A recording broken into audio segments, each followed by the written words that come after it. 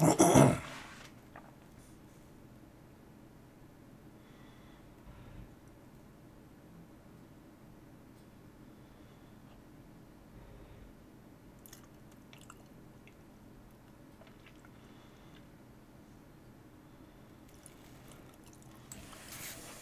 right, hopefully this is working.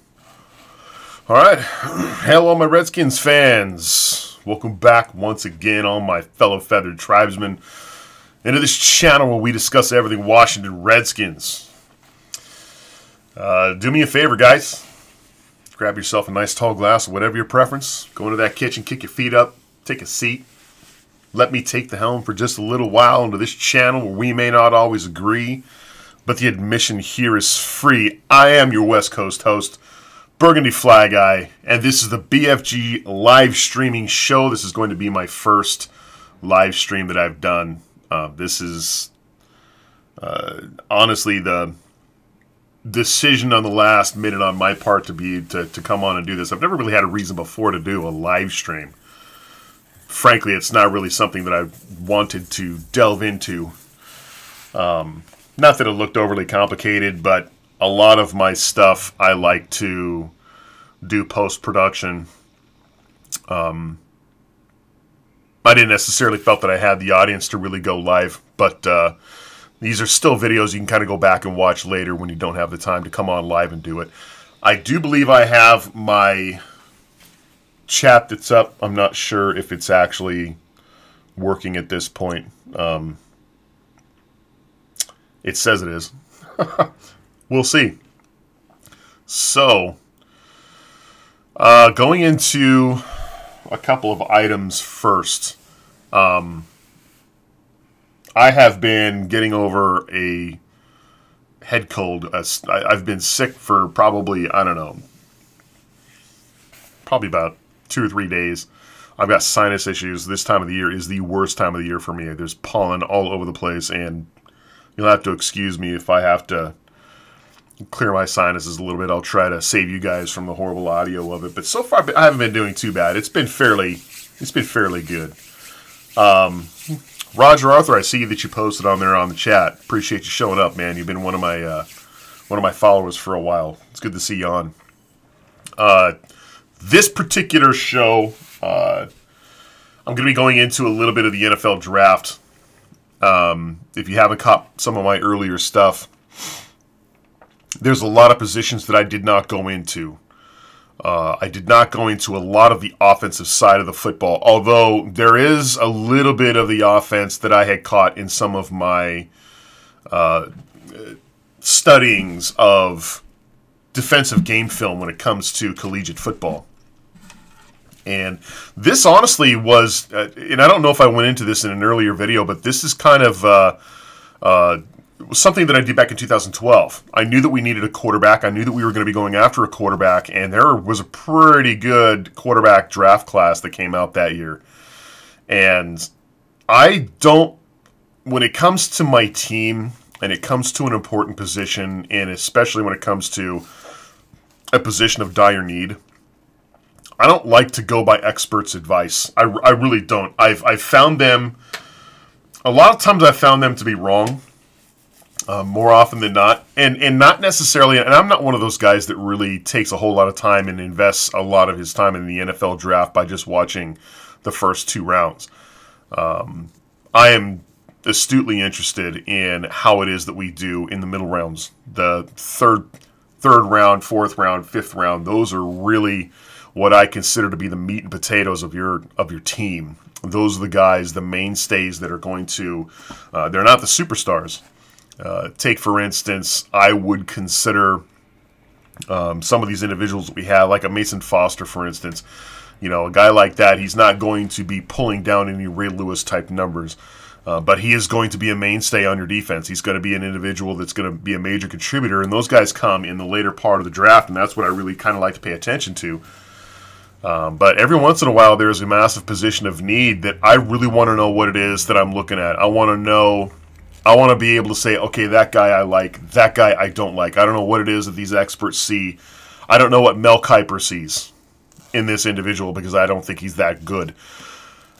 So this year, The abysmal run-stopping ability of our football team last year really set me thinking that, and I've said this to myself, in some videos I have said this, that this football team has lacked a true nose tackle, a true zero-tech nose tackle in a 3-4 scheme ever since we switched to the 3-4.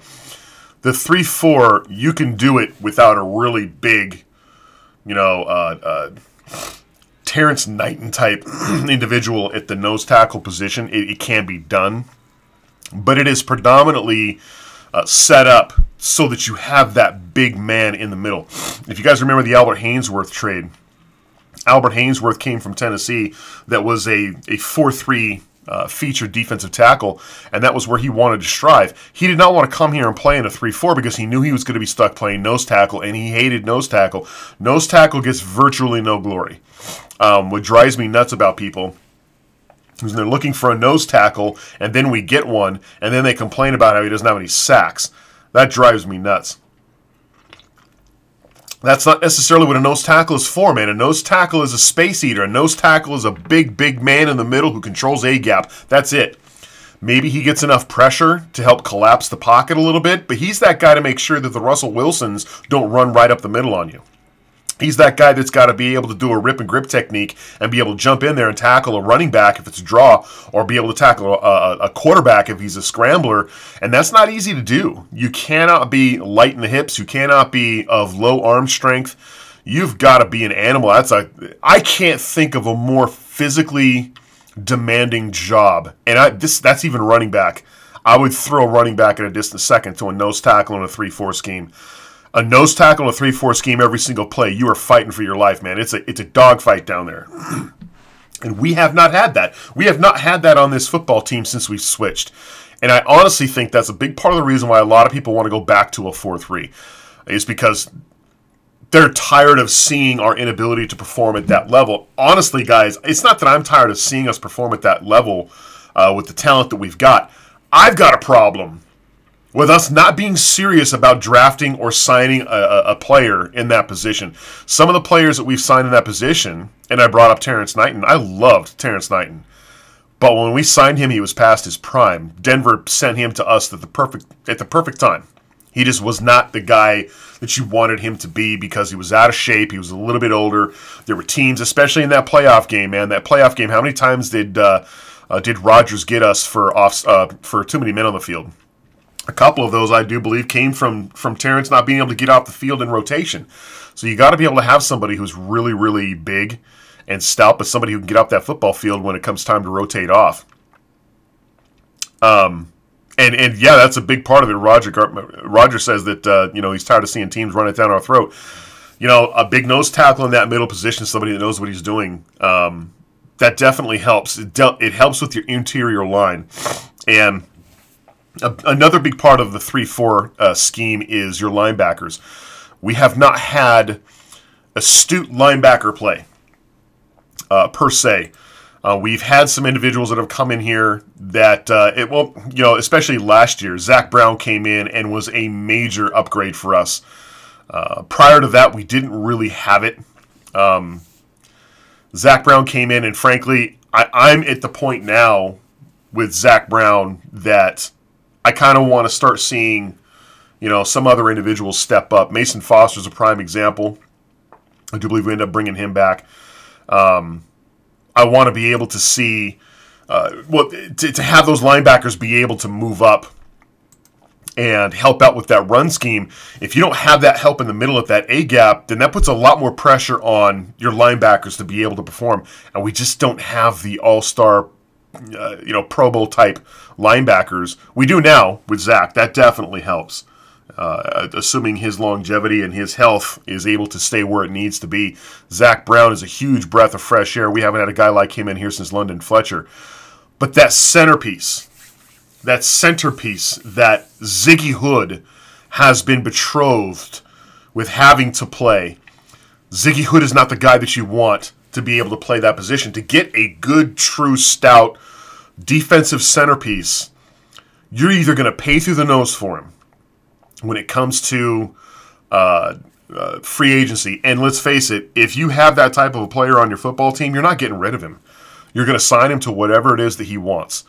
So getting those guys in free agency is very, very difficult. And if you're able to find one in free agency and kind of pick through the litter a little bit, you're going to get a subpar nose tackle. Really, in my opinion, the only place you're going to be able to get a guy of true quality at that position is in the draft.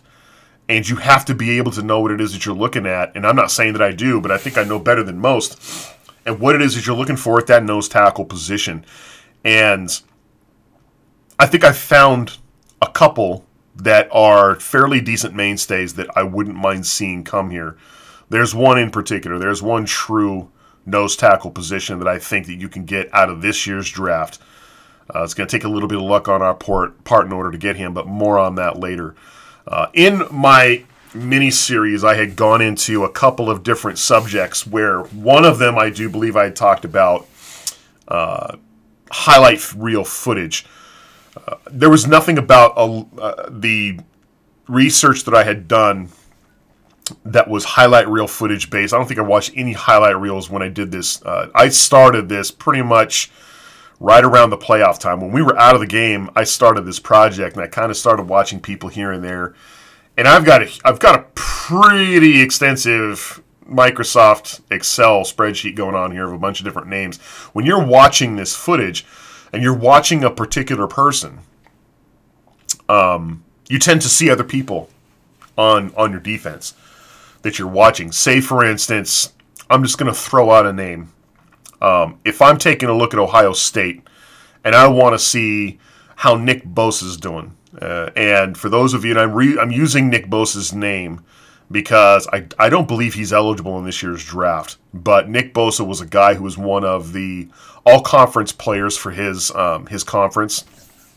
And if you were an all-conference player, if you were an all-conference first-team player, second-team player, I watched your footage if you were a defensive lineman. So when you're watching a guy like Nick Bosa, you also happen to notice some of the other players that are on that football team. You tend to notice the Tyquan Lewises, the Sam Hubbards, the Michael Hills, the Jerome Bakers. You're seeing these guys, and you're taking notes of these individuals, saying, okay, well, you know what? I like this guy. This outside linebacker that's playing this football team, he's a player. You know, this corner has stepped up a couple times and made some really, really big plays for this football team. And you jot these names down, and you catch onto a bunch of different names. And also, if you start seeing mocks coming out, and you're seeing some of the names that are on these mocks going, wait a minute, I remember seeing that guy. There's a huge benefit to watching full game film. The only major drawback to watching full game film is it's extremely boring. You spend a lot of time, and I watch pretty much the game to its entirety. I try to fast forward as much and watch the play as opposed to watching the commentary. There's a couple of guys out there who do highlight reel footage, and they just focus on the player, where they'll show the play and they'll kind of highlight. You guys know who it is I'm talking about if you've done any type of research into this. I don't mind watching those. Those go a little too quickly pre-snap for me. I like to watch formations. I like to watch motion. There's some things that footage likes to cut out. And also, you got to be really, really careful because you got to pay attention to the timestamp. You got to pay attention to the clock. You'll have a player, you know, I'm just going to bring up another player's name, somebody who's not in this year's draft. But if I'm taking a look at a guy like Rashawn Gary out of Michigan, and I'm thinking, man, this Rashawn Gary guy's good. I really like what it is that I'm seeing. Every single play that I'm seeing is awesome, but you're not paying attention to the timestamp, and you've gone from, 10 minutes and 13 seconds in the third quarter, and the next play, all of a sudden, it's 7 minutes and 6 seconds in the fourth quarter. That's a chunk of time there where you don't have any footage on Rashawn Gary, and you're thinking you're seeing this guy who's an awesome stud. Well, what the hell happened in between that time span? What was going on with him? Was he not playing? Did he just not play as good? And if he didn't play as good, why? Was he tired? Was he hurt? What did they switch him up and put him in a position where a guard ended up doing a much better job, and they moved him back when he was making better highlight reel plays? I want to be able to know that kind of stuff. So when I'm doing this research, I tend to try to look at full games. And you end up picking a lot of other players. And what sucks about this, I'll tell you one of the drawbacks that sucks about this is you find players that you want. You find players that you want, and you find out they're sophomores. And they're not going out for this year's draft. And there's a guy from 2017 that is up there in my book. And I really, really wanted this kid. And then I found out he was a sophomore. And I was like, no! Man, if this thing goes the way that I want it to, this guy would be a great second option for a nose tackle on this football team. And I'll go into that later. But this is pretty much what I did, guys, and that's what I'm going to be covering, is I'm going to be covering the defensive position, defensive side of the football, predominantly the defensive line. I did not do a whole lot of study into corners and defensive backs, the corners and the safeties. A little bit. I just did the top frosting portion of linebacker play. I know some of the big linebackers that are coming out first and maybe a little bit of the second round, just because I've noticed them in some of my other footage that I've watching other people. But if there's a name out there, like for instance a Marcus Davenport out of UTSA, there's nobody on UTSA. University of Texas San Antonio, I believe. There's nobody else in that football team that I'm interested in looking at. I'm going to watch UTSA football just predominantly to watch Marcus Davenport. And I don't know if you guys have watched Marcus Davenport play at all, but UTSA game footage sucks. I think they're using their own Texas broadcast down there, and it is a far, far, far away view, and that was extremely difficult to go through Marcus Davenport game footage. So, for the most part, there's a lot of other names in here that I've listed, people that are not necessarily defensive tackles. There are some defensive tackles in here that I'm pretty sure some of you guys have your hearts set on. And there's going to be some names in here that I'm going to bring up that are drafted really, really high in some mocks, and I've got them really, really low. So you're going to have to bear with me. Some of this evaluation I did predominantly with the thought process that I'm going to be going after a nose tackle. And some of these names that we're coming up with that I'm seeing in other people's videos are not necessarily nose tackle position or position players. There's a ton of college football out there, guy, that's being played in a 4-3.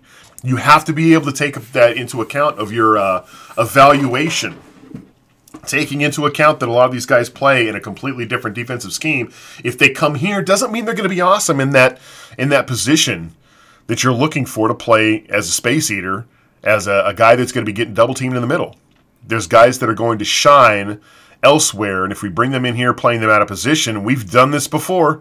The Washington Redskins have done this before. We've scouted ourselves out of stuff where, we've brought people in here that have no business playing certain positions.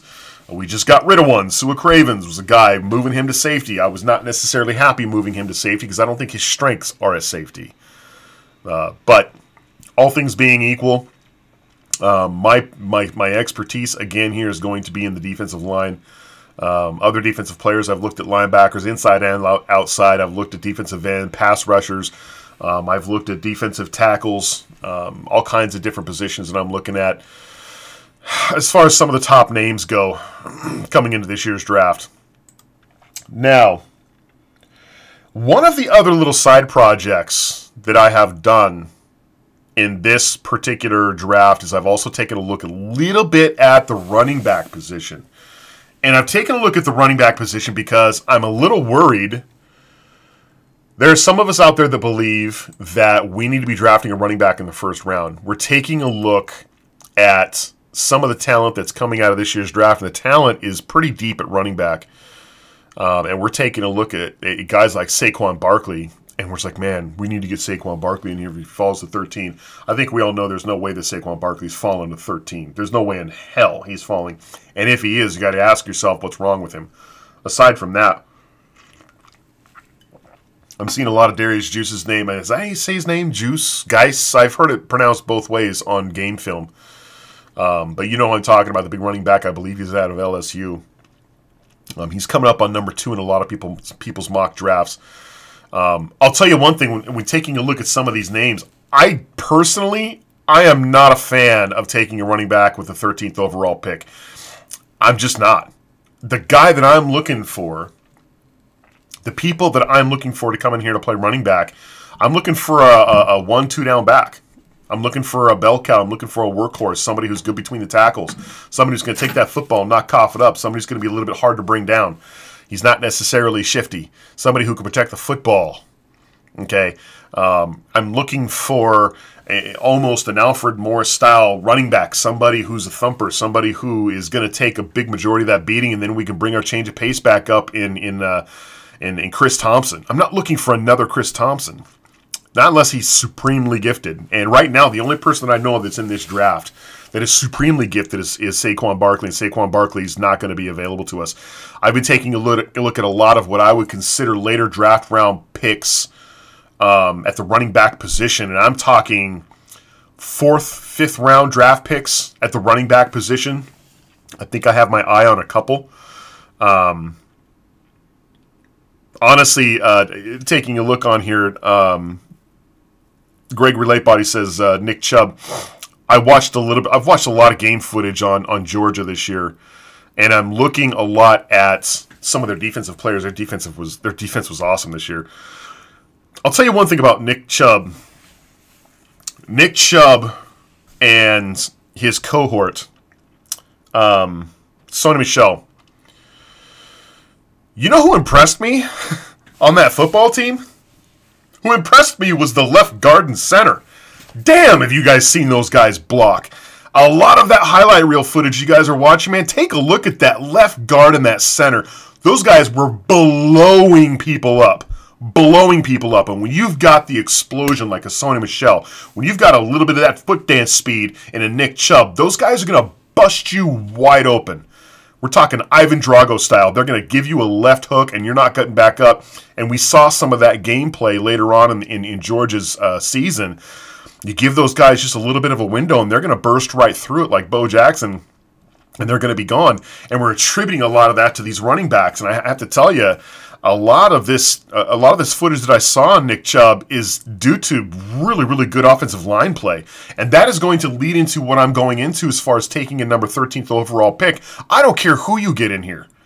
I don't care if you happen to get Saquon Barkley and have him come in here and be our running back. This offensive line, it sucked last year. It was absolutely horrible. We were riddled with injuries.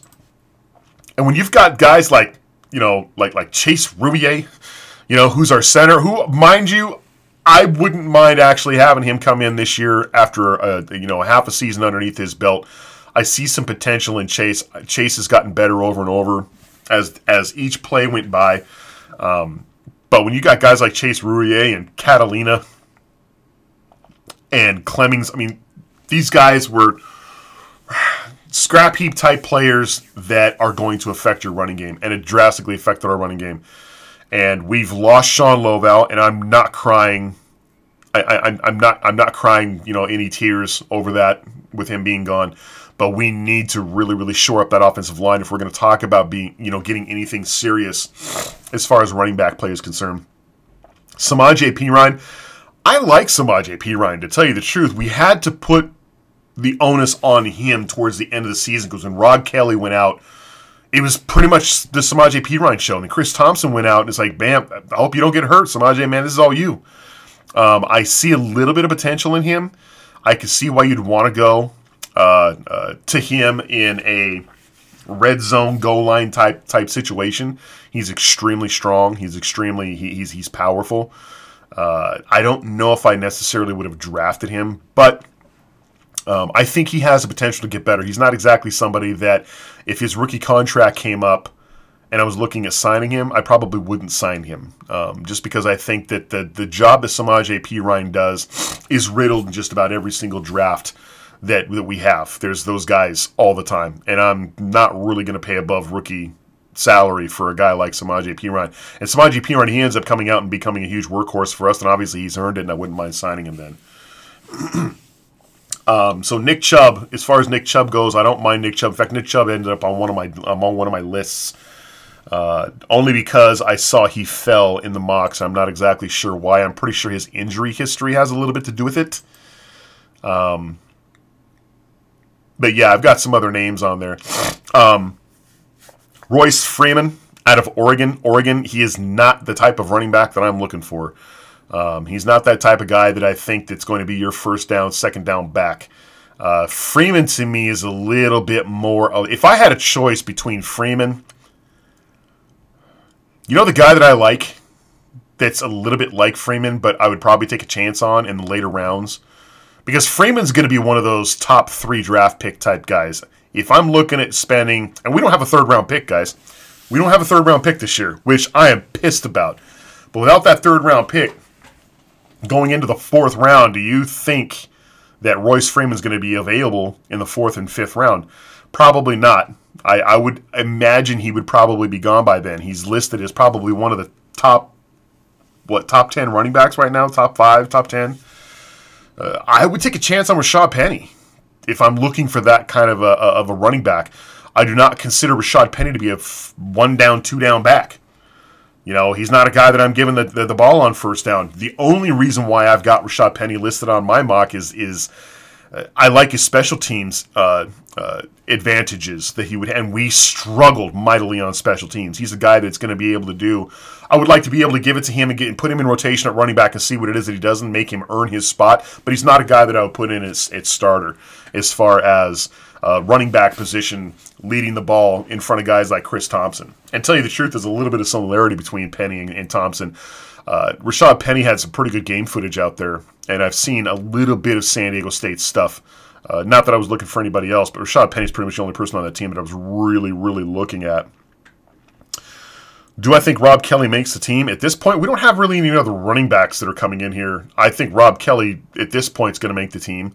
I like Rob Kelly. I like Rob Kelly a lot. I think Rob Kelly has some room to improve.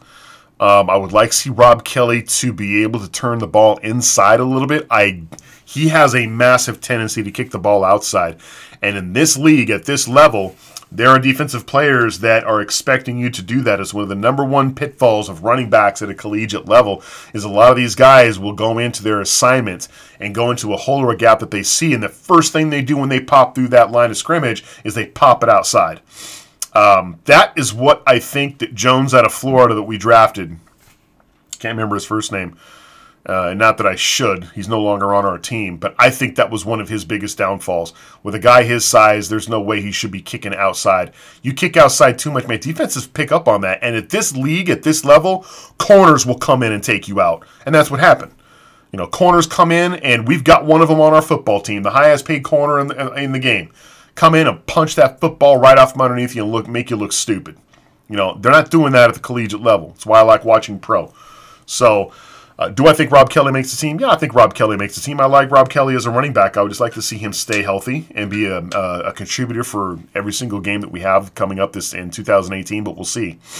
Taking a look at a little bit, I'm going to run through the depth at running back really, really quick here. And I'm taking a look at later round draft picks. One of the top guys that I had obviously was Nick Chubb. If Nick Chubb is going to be available at number 4, I think you'd be crazy. In the 4th round, I think you'd be crazy not to take him. I think he would fall that low because, like I said, because of his injury history.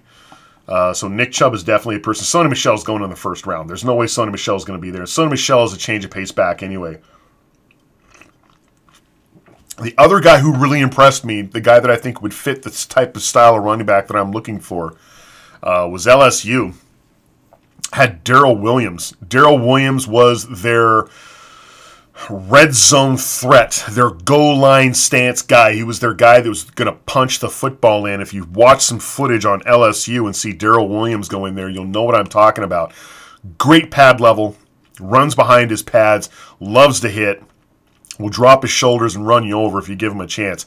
He likes to pop it out a little bit too much to the outside, but I've seen him cut back inside a couple of times too. But that's a kid that if you're not going to give it to Darius, and Darius is obviously the better running back between the two of them, he's going to go 1st round. But Darrell Williams was a guy that I really, really, really liked. I liked watching him play.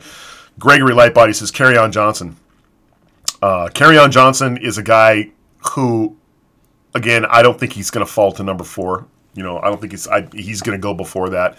I do like Kerryon Johnson, though. I watched a lot of Auburn's games this year because I was looking at some of their defensive talent, and you can't help but not see a guy like Kerryon Johnson play. I think he's a good bell cow for that football team. I would not waste a 1st-round draft pick on him because I'm not necessarily looking for a 1st-round running back. I don't think we have 1st running back problems.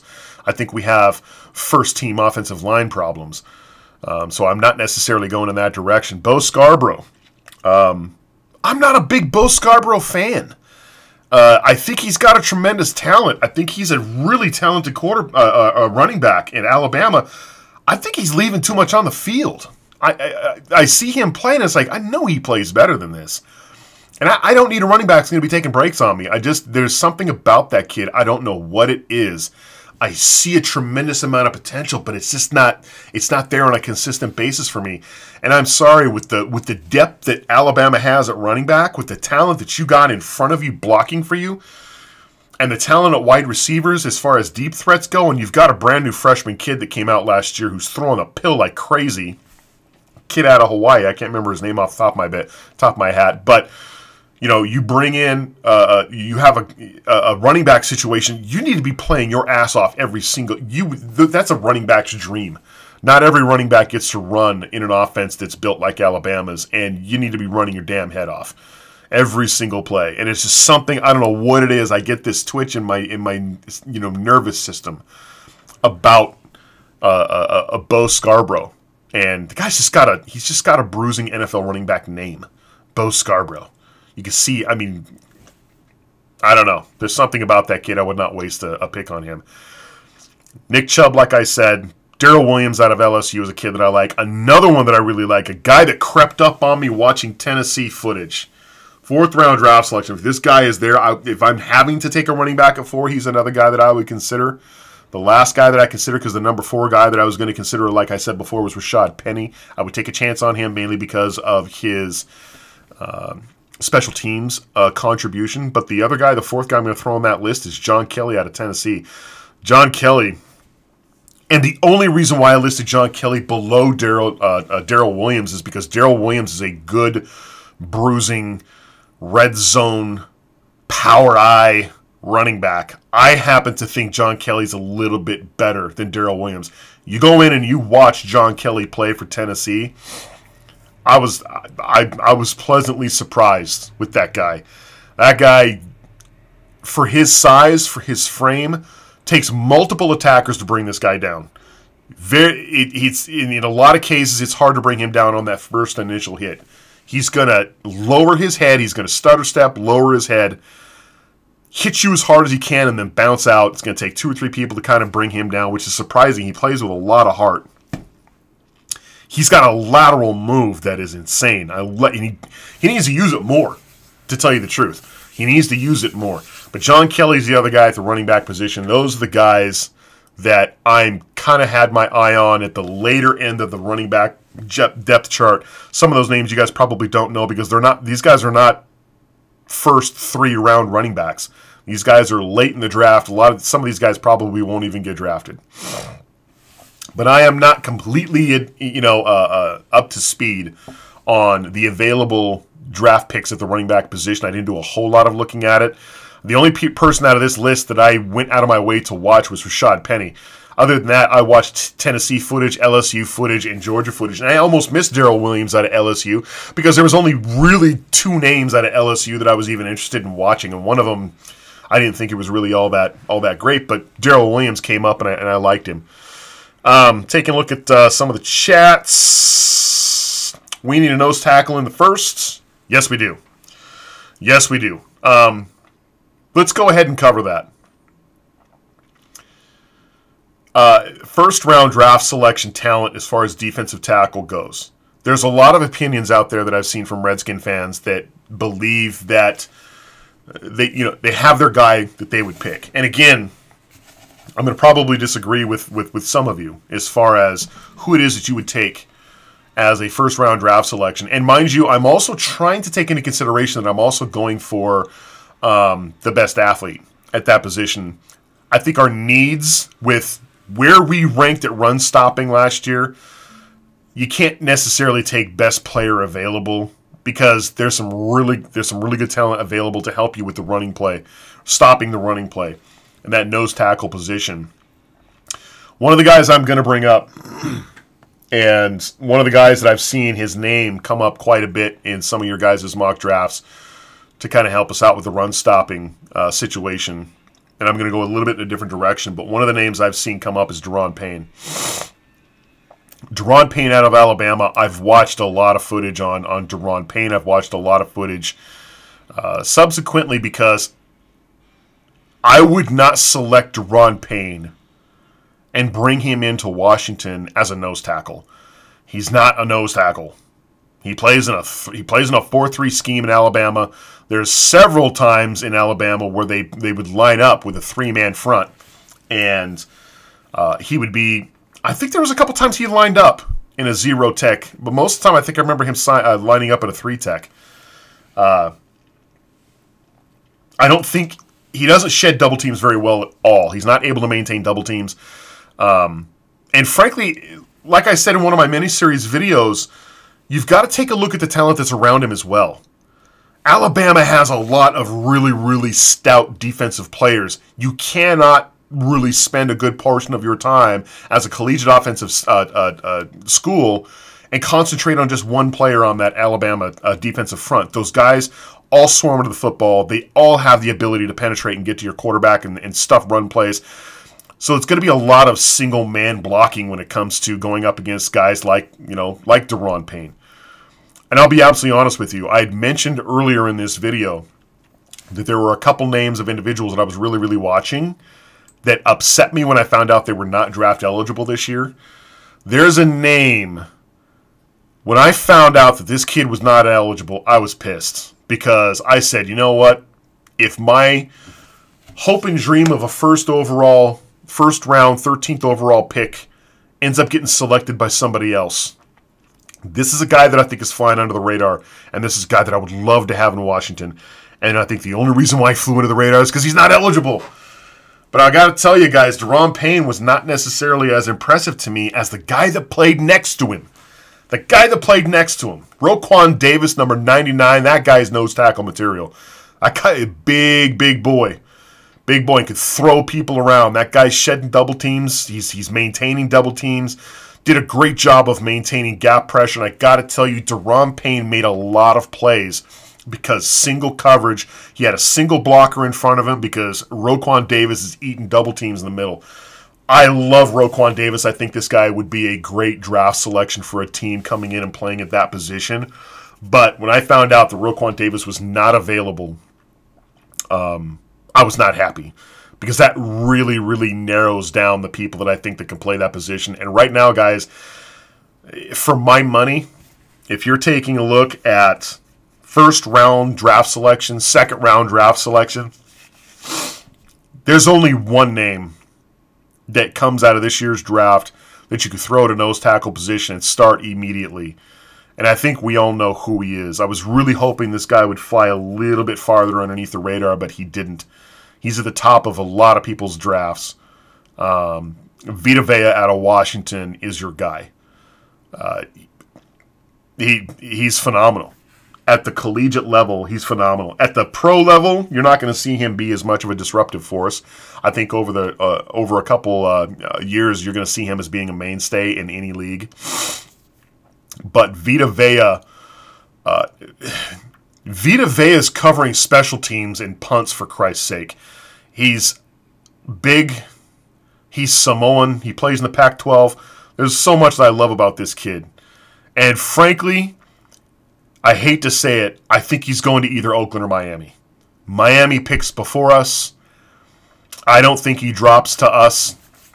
One of the things that I think about Vita Vea coming to Washington is in all these mocks, we've got three, if not four quarterbacks that are going in the first 10 picks. We've got at least 2 picks that are coming off this board immediately at quarterback position. More than likely, I'm pretty well convinced that you've got at least the first 4 picks. You've got 3 quarterbacks that are coming off this board. If there's 4 quarterbacks that come off this board, and honestly, if there are, gosh, there's a lot of defensive players that are coming off this board early too. If there's a couple running backs that go off this board early, there's a really good chance that Vita Vea could fall. You know, there's a really good chance that he falls down. We're at number 10 at this year's draft selection, and Vita Vea is still on the board. Unfortunately, Miami picks just right before us, and I would not be surprised if they end up taking him. They ended up losing Ndamukong Suh. Did they lose Ndamukong Suh this year? I know he was a free agent, but I don't know if they re-signed him. I'm pretty sure they lost him this year. But yeah, I think that they are going to be looking for a guy to play up in that middle. But I'll tell you right now, if Vita Vea is available, I have 4 steps right now that I think that are in my first round, 13th overall options. Vita Vea is at the very, very top. Assuming that he is not there, there's other directions that I would go. But Vita Vea is your guy. The guy's a monster in the middle. He requires a double team. He's extremely quick. He's powerful. He's got to be careful, though, with the head slap. There's a couple of plays that he made last year that he got away with the head slap to the side of the head that was able to gain him leverage. He needs to not necessarily rely on that because the pro level, with the way they're coming down on concussions, they will drop the hammer on you and they will fine you. So he needs to be careful. I think a lot of that head slapping comes down to just him being frustrated. But that is in his repertoire, and it needs to no longer be in his repertoire. He needs to take that tool, and he needs to throw it out. I think you're right, Lightbody. I think, Miami needs a quarterback, but the question is what quarterbacks are going to be available? Because some of the quarterbacks, unless they're looking at taking that kid out of Louisville, some of the top talent's going to be, we may see some movement in the first 10 picks. We may see some people draft up, to take some of these quarterbacks that are, and there's 4 of them that are really, really good. To tell you the truth, guys, if it's me for my money, and I have not taken a look at this talent very well as far as quarterbacks go. Let me see if I can take a look at who it is so I can better speak on this. Taking a look at some of the talent that we have coming in at that position. Obviously, we have Sam Darnold that's coming off the top.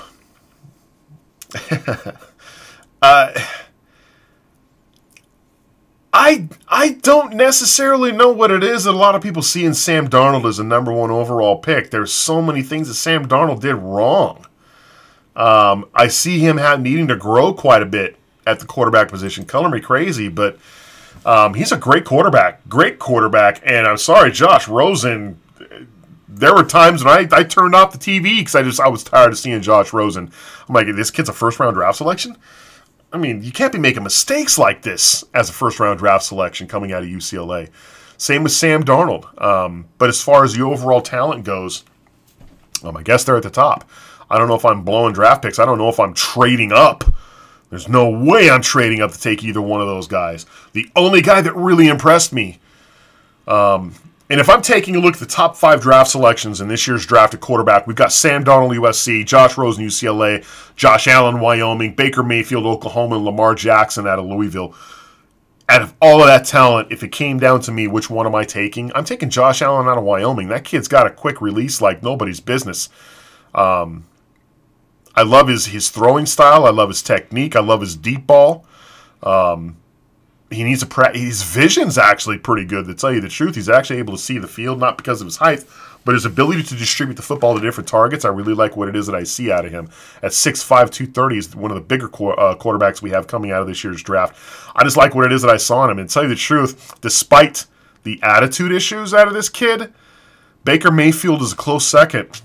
I don't even like him as a person.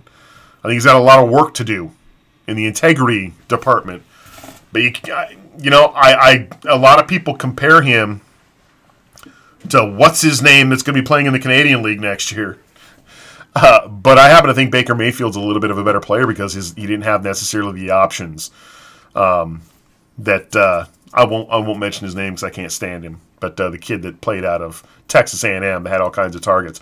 Baker Mayfield is to me an impressive quarterback. But if Josh Rosen and Sam Darnold going number 1, number 2, for my money, I would probably take Josh Allen. I might even take a chance on Baker Mayfield. But we're talking starting immediately quarterbacks. We just got done signing a quarterback. I'm not looking for a quarterback out of the first round. To tell you the truth, I would probably take a quarterback in this draft, but not until late. Not until late out of this draft. Not looking for somebody that's going to be a starter, somebody who's going to be a backup piece, and I'm looking for later rounds as far as that's concerned. Yeah. Thanks, Lightbody. That's exactly the person I was thinking of. But yeah, you've got some of those guys that are coming off the board early. Lamar Jackson probably will not go top 10. Baker Mayfield would be lucky if he did. But if Baker Mayfield goes early, you could very well end up seeing some of these defensive players fall down into our lap, which is good.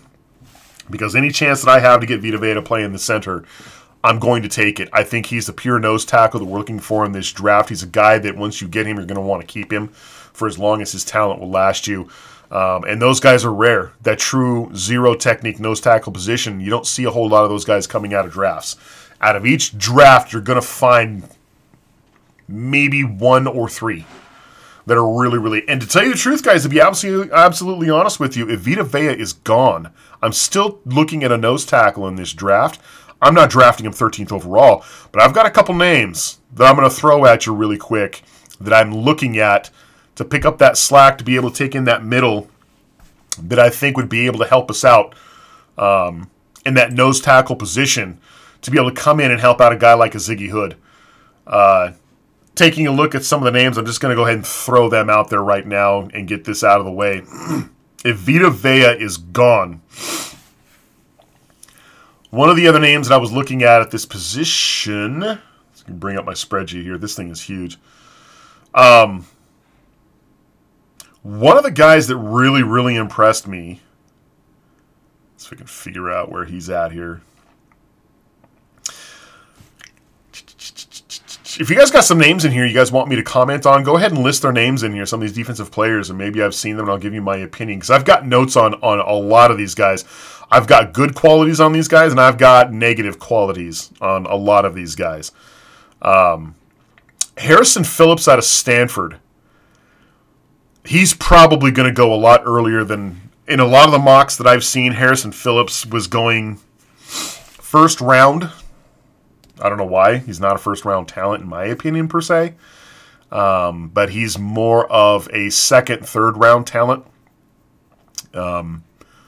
He's a guy that really caught my eye when I was watching Stanford this year, and I can't remember who it was that I was looking at from Stanford as a defensive player, but he stood out. I can't remember who it was. I don't think I even have anybody else listed from Stanford that I've got notes on, but there was somebody else out of Stanford. In fact, I can just plug in Stanford's name here really quick. But Harrison Phillips was a guy that caught my attention. I was like, who is this guy? Not a guy that's going to pop out. And not a guy who's a highlight reel type footage type guy. But if you sit there and concentrate on Harrison Phillips, he does a pretty good job at maintaining that nose tackle spot. He's another guy that tends to play a little bit of a 4-3 scheme, but I've seen them play a little bit of 3-4 over there at Stanford where they're dropping guys into the backfield. And Harrison Phillips doesn't do too bad of a job. Great at collapsing the pocket, great arm extension. Let's see some of the notes that I have on this kid. One-on-one up the middle on passing downs. I've seen him do really, really good on pass rush and be able to push that pocket. He's not going to be breaking tackles and making a break for your quarterback. That's not necessarily what you're looking for that guy to do. He's a guy that's going to take that centerpiece and shove him into your backfield. You got to have a tremendous amount of strength for that. Harrison Phillips, I believe, does have a tremendous amount of strength to do that. Some of the negatives that I have on him, he's not very tall. He's not a very tall defensive lineman. He doesn't have a very big wingspan. He needs to get his hands up more and try batting down that football when he sees that pass. I didn't see a whole hell of a lot out of him. Coming to pursuing the play after the play is going, he's not really great at pursuing. Well, actually, he is. He is pretty good at pursuing plays down the line of scrimmage, but beyond that, he needs to work a little bit more. I liked him. I actually had him listed on here on my mock as either a third-round draft selection, and I have him as a steal in the 5th. If he ends up being available in the 5th, I would seriously take a good look at him and probably draft him if he's a 5th-round draft selection. But as some of the mocks I've seen, he's probably going to go way before that. The other guy who surprised me, a name you probably haven't even heard of, a guy who I would probably take a look at drafting later in this draft, at possibly going in and playing a nose tackle position. You might think I'm crazy. I'm looking at the 5th round here, maybe even the last round of this draft. If Poona Ford out of Texas is available, I'd take him. Poona Ford's another guy. Not fast. Does not have a quick twitch, but I'll tell you, the kid's strong. The kid is strong. He's some of the best last round talent that you're going to find shedding double teams and doing a great job of being double teamed than Poona Ford, 95 out of Texas. I was really surprised. 6 feet tall, 305 pounds. I caught him while taking a look at the other defensive pass rusher that Texas has. Texas has got a couple defensive players, and Poona Ford was going, who is this guy? Who is this kid? And I went back and watched their game all over again. I was like, how did I miss this guy? This Poona Ford guy is kind of impressive. Very, very solid, always pushing forward. I watched him against USC, play at a true nose tackle position, so it was really, really easy to rate him in a 3-4 scheme. Let's see here. His ability to do exactly what it is you need to do to cause disruption for running backs in the backfield. Running backs were having to alter their running lane because of his ability to collapse a pocket. Anytime a running back gets that football and sees penetration and has to turn and redirect, that's a nose tackle that you want on your team. That's a guy that's what you want a nose tackle to do. It's not sexy, it's not awesome, but it's something that is required. If you run anywhere in this kid's area, he's pretty much going to be there to bring you down. He's got a great nose for moving a defender out of the way and making a tackle. A lot of talents that this guy has that I think that would be attributable at the next level. His pursuit's not all that great. He's not going to be chasing anybody down back there. He's not going to be getting you very many sacks because that's just not necessarily what he's tailored to do. He's not going to give you much range of motion, even though he's 6 feet tall. He doesn't look like he has that big of a wingspan. Let's see here. Okay. Woodland Crisfield. Great question. You want to know what my opinion is on R.J. McIntosh out of Miami and Tim Settle. Tim Settle out of Virginia Tech. I'll tell you what. I'm going to go right on into Tim Settle. I watched a couple of games with Tim Settle. One-on-one, I think this guy has a great ability to collapse the pocket. He has tremendous strength. He has disruptive capabilities in that backfield. He even has some decent speed. On third down as a 3-tech and a 3-4 scheme, that's predominantly where I think his attributes lie, though. As a nose tackle, I'm not quite sure if Tim Settle's your nose tackle quality. I think his ability is more as a defensive end in a 3-4. When they played against Miami, and I watched McIntosh and I watched Settle in the game that they played against each other, Miami was running around him. They didn't want any of that Tim Settle business, any of that big number 4 in the middle. They ran around him a lot, and that's huge for me. As a 300-pounder in that middle, that's what you want to see. You're not going to be getting a whole lot of highlight reel footage from Miami with Tim Settle because there's just not a whole lot of highlight reel footage to be taking a look at because running backs run around you. They go in a different direction than where you are. So I like Tim Settle. However, because of the position, I'm not looking for a defensive tackle in a 3-tech. I don't think he's a zero technique type run stopper. So I probably wouldn't select him until the 4th round. And only because we don't have a 3rd round this year. That's why I've dropped him so far down below my list. But if Tim Settle's there at about the 4th, 5th round, he's a guy that I would take into serious consideration. R.J. McIntosh is the other individual that you had listed. And let me see if I can grab his name up here really quick. R.J. McIntosh, number 80. I was impressed with R.J. McIntosh. Massive big play potential. Probably a more big play potential, in my opinion, out of R.J. than what I saw out of Tim Settle. I think he needs to get a little bit stronger. He has great technique. I loved his technique with his hands. Very few of these guys have really, really good hand technique, but he's definitely one of them. He has a huge nose for the football. Great big play ability, huge nose for the football. And as on defense, is one of those guys that you really, really want to watch on 3rd down. That's some of the notes that I have on him. We have a drawback, though. One of the biggest drawbacks to watching game footage on R.J. McIntosh, unfortunately, is his double team is horrible. He's not shedding double teams at all. I mean, at all. He's not. That's not necessarily what he's tailor-made for. He's tailor-made, in my opinion, as a 3-tech and a 4-3 scheme. That's really where his true athletic ability is able to shine. What I'm looking for as a nose tackle, I'm probably not. If I'm looking at taking him as a defensive tackle, then I'm taking a look at not only R.J. McIntosh, but I'm also looking at guys like Daron Payne. In the later rounds, if he's there, I would be iffy at taking a chance on him in the second round. I would like to see a couple other people in the second round, but R.J. McIntosh, if we took him in the second round as a defensive tackle, I wouldn't be upset. But I don't think we are satisfying that nose tackle spot if we take an R.J. McIntosh. One of the other negatives that I see, he played a lot when he was in Miami. Let's see.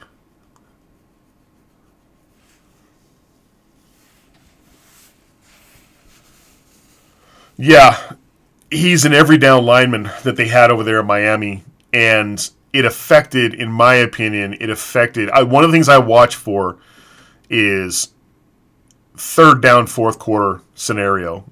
What are you going to give me? That implies conditioning. Do you have the stamina?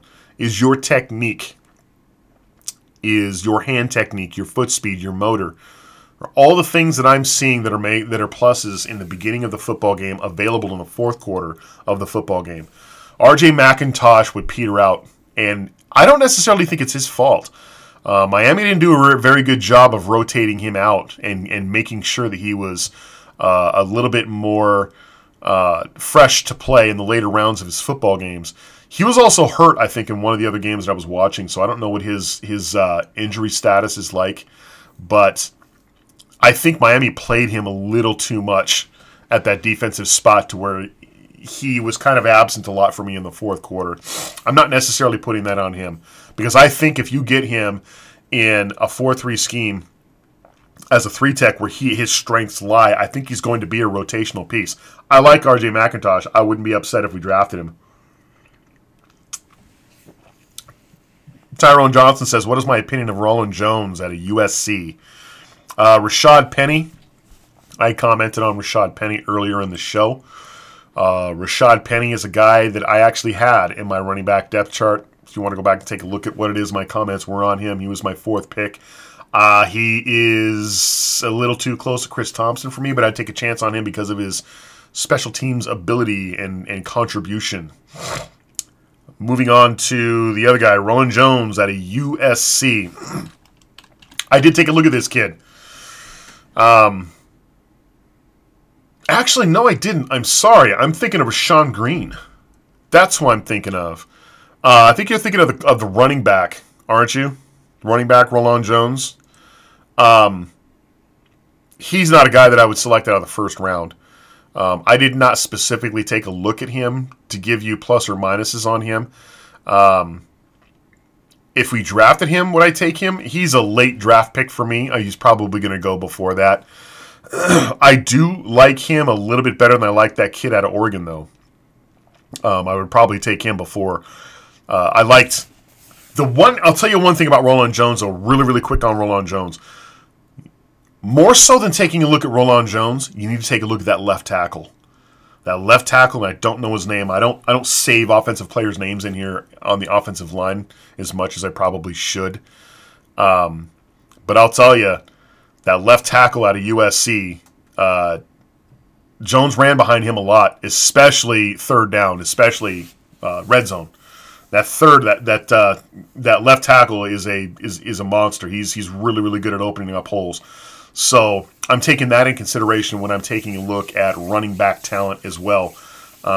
If you're going to be going from a team that has tremendous run blocking ability like Georgia has, when you have the two-back system that they have over there, coming to a team that sucks at run blocking like the Washington Redskins do, I'm going to take that in consideration because I don't think you're going to be as effective.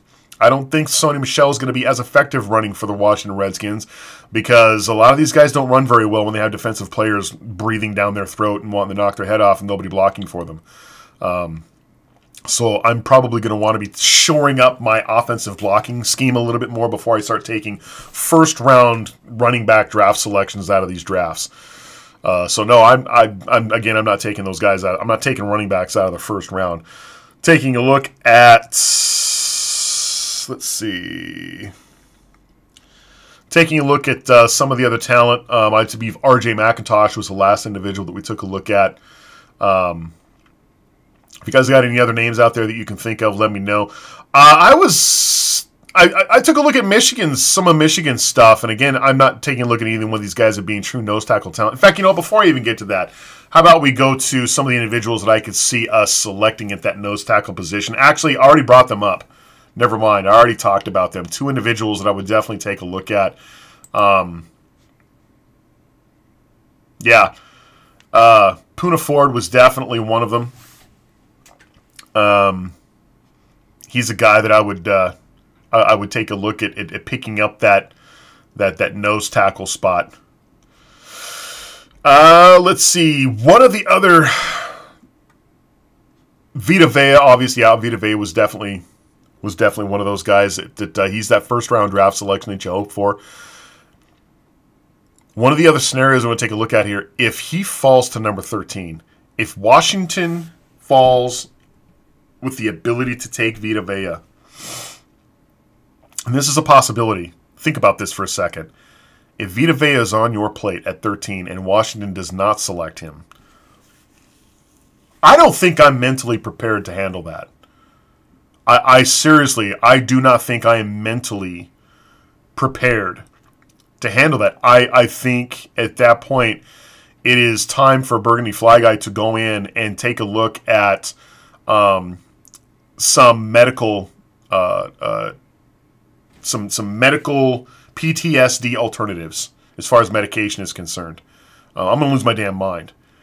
There's not too many defensive players that I could say that about coming out of drafts that if we passed on, I would be that upset.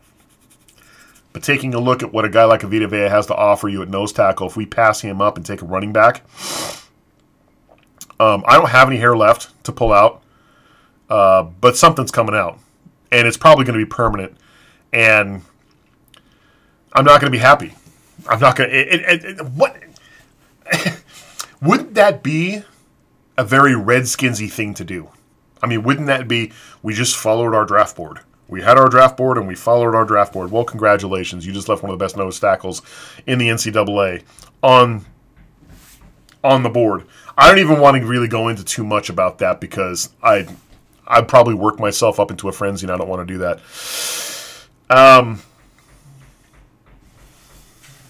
Let's see. Taking a look at some of the other positions here. Going down my lists, like I said before, Nick Bosa was not available. I'm just going to throw another name out there.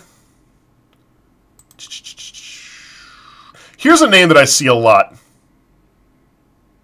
This, and I'm telling you what, I have not seen him come up in any of your guys' mocks, but this Loa Lotulele guy out of Utah, I honestly think that his hype is coming from his brother, who plays in the league, who was a first-round draft talent coming out of defensive lineman. Was not impressed with this kid at all.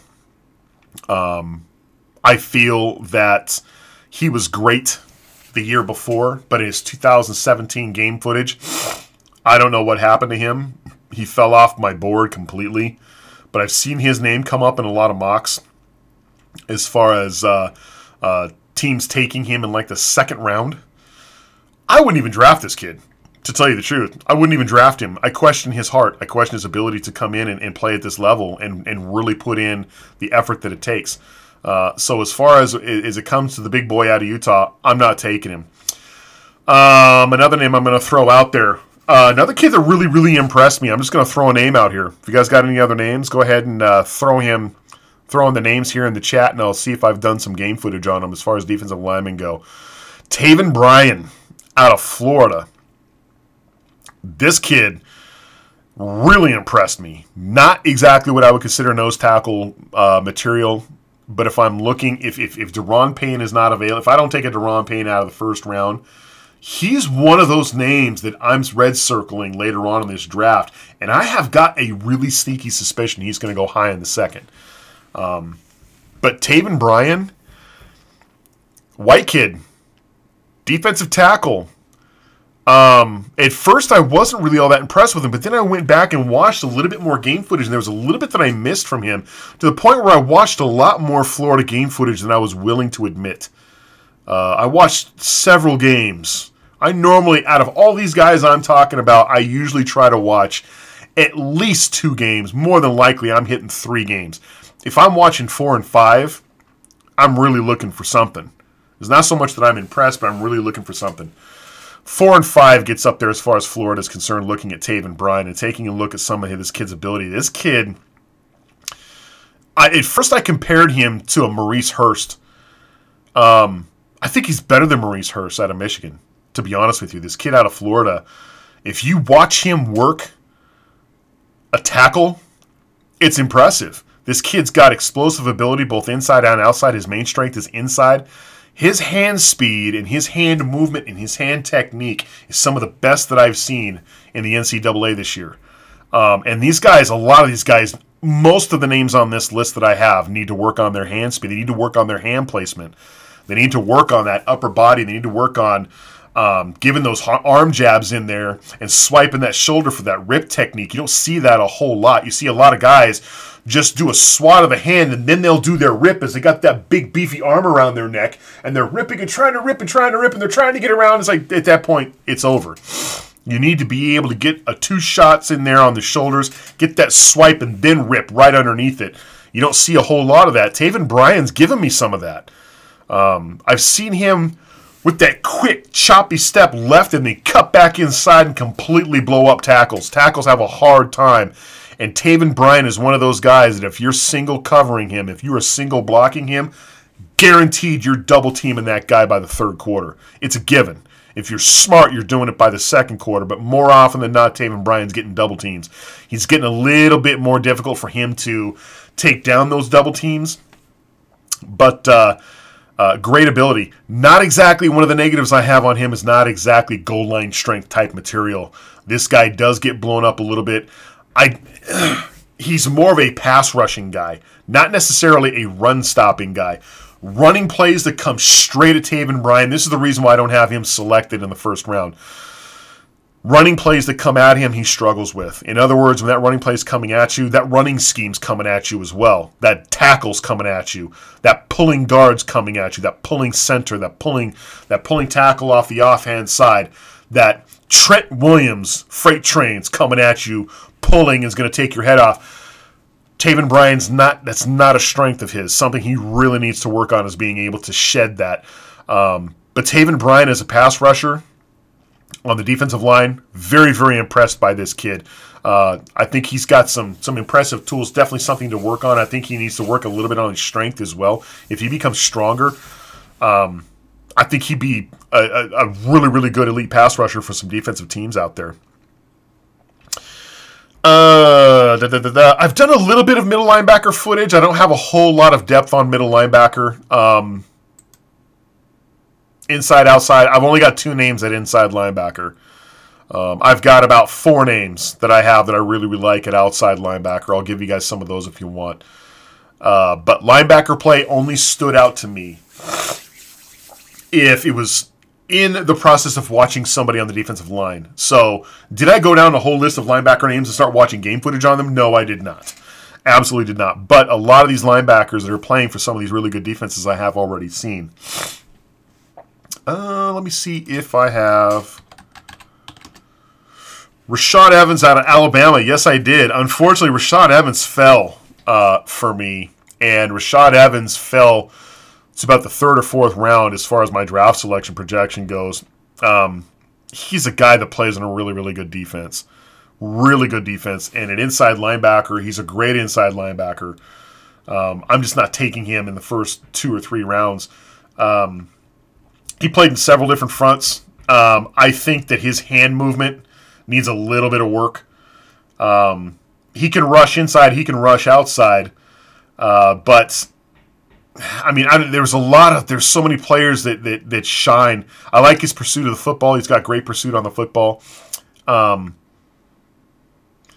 His speed has great speed along the outside edge, but his speed alone is not enough to get him. His speed alone is not enough to get him in the backfield in the NFL. With the way these quarterbacks are dishing out this pill, you need to get there quicker. So his foot speed is a little bit subpar for me. Some of the good stuff that I have, they obviously have him projected. I saw him early in the season projected as a first-round talent, and rightfully so. In the beginning, it looked like he was going to be one of those guys. He does have a really decent ability to have a nose for the football. I will say that about him. Great tackler. Great open field tackler, and you want to see that out of a middle linebacker. And appears to be intelligent everywhere that he plays. He's got a great head for the game. Did not pay a whole lot of attention to Rashad Evans. Those are just a couple of the quick things that I have on Rashad Evans. Also, what was the other name that I have on there? So, just middle linebackers in general. As far as Jonathan Kelly's going in the chat, I'll give you a couple of names. My inside linebackers.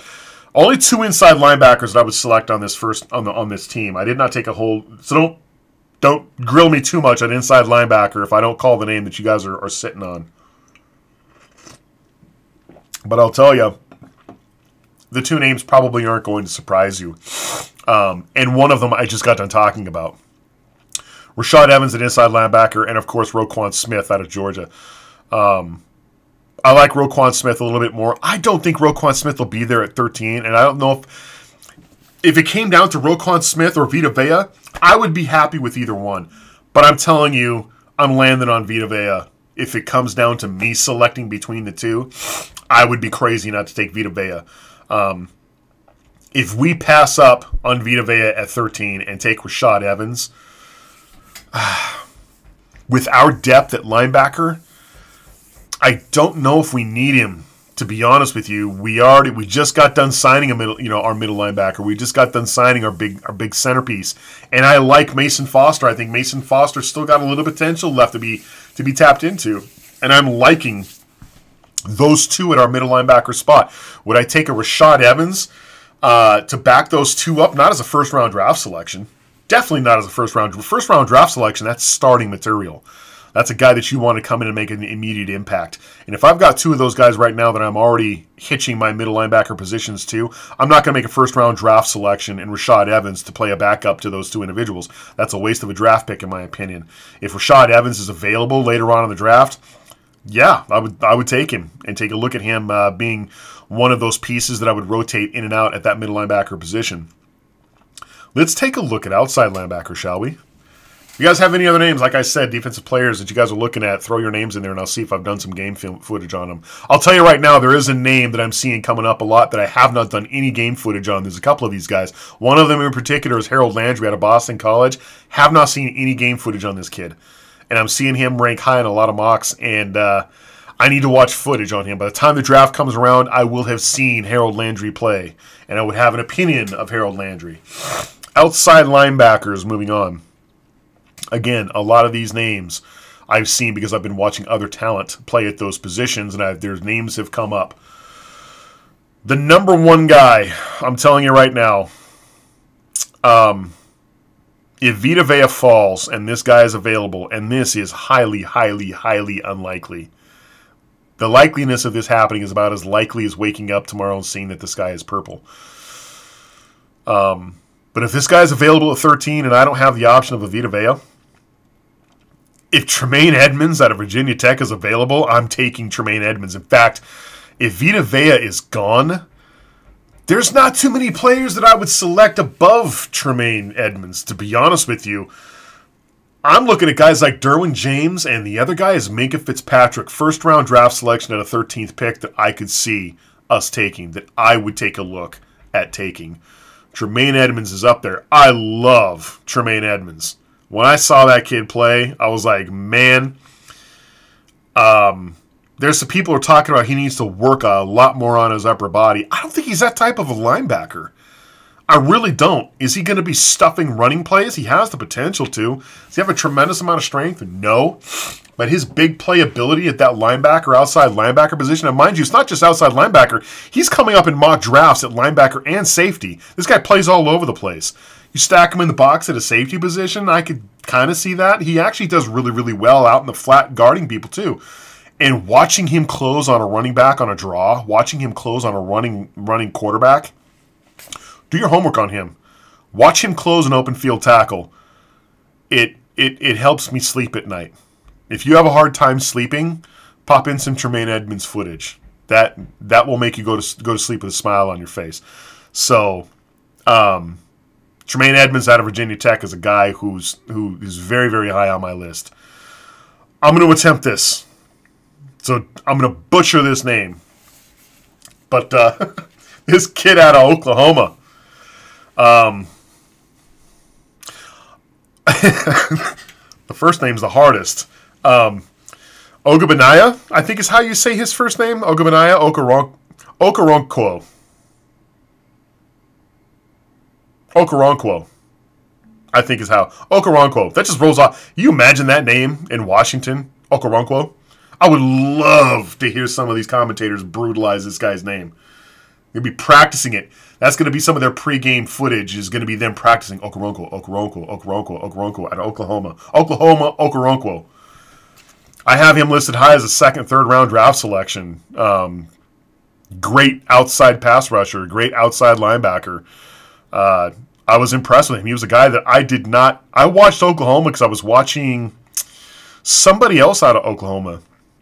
But he popped up in my all-conference, my all-conference Big Ten list. I happened to look at his name and catch him, and I was impressed with his gameplay. Also, another name on that list, a guy that is really high on my list is Uchenna Nwosu. Outside linebacker at USC, the captain of that USC defense. USC defense actually played fairly well. They were actually not bad. But I was very impressed with Nwosu. Big playability, first-round draft selection. That guy's got a really good ability.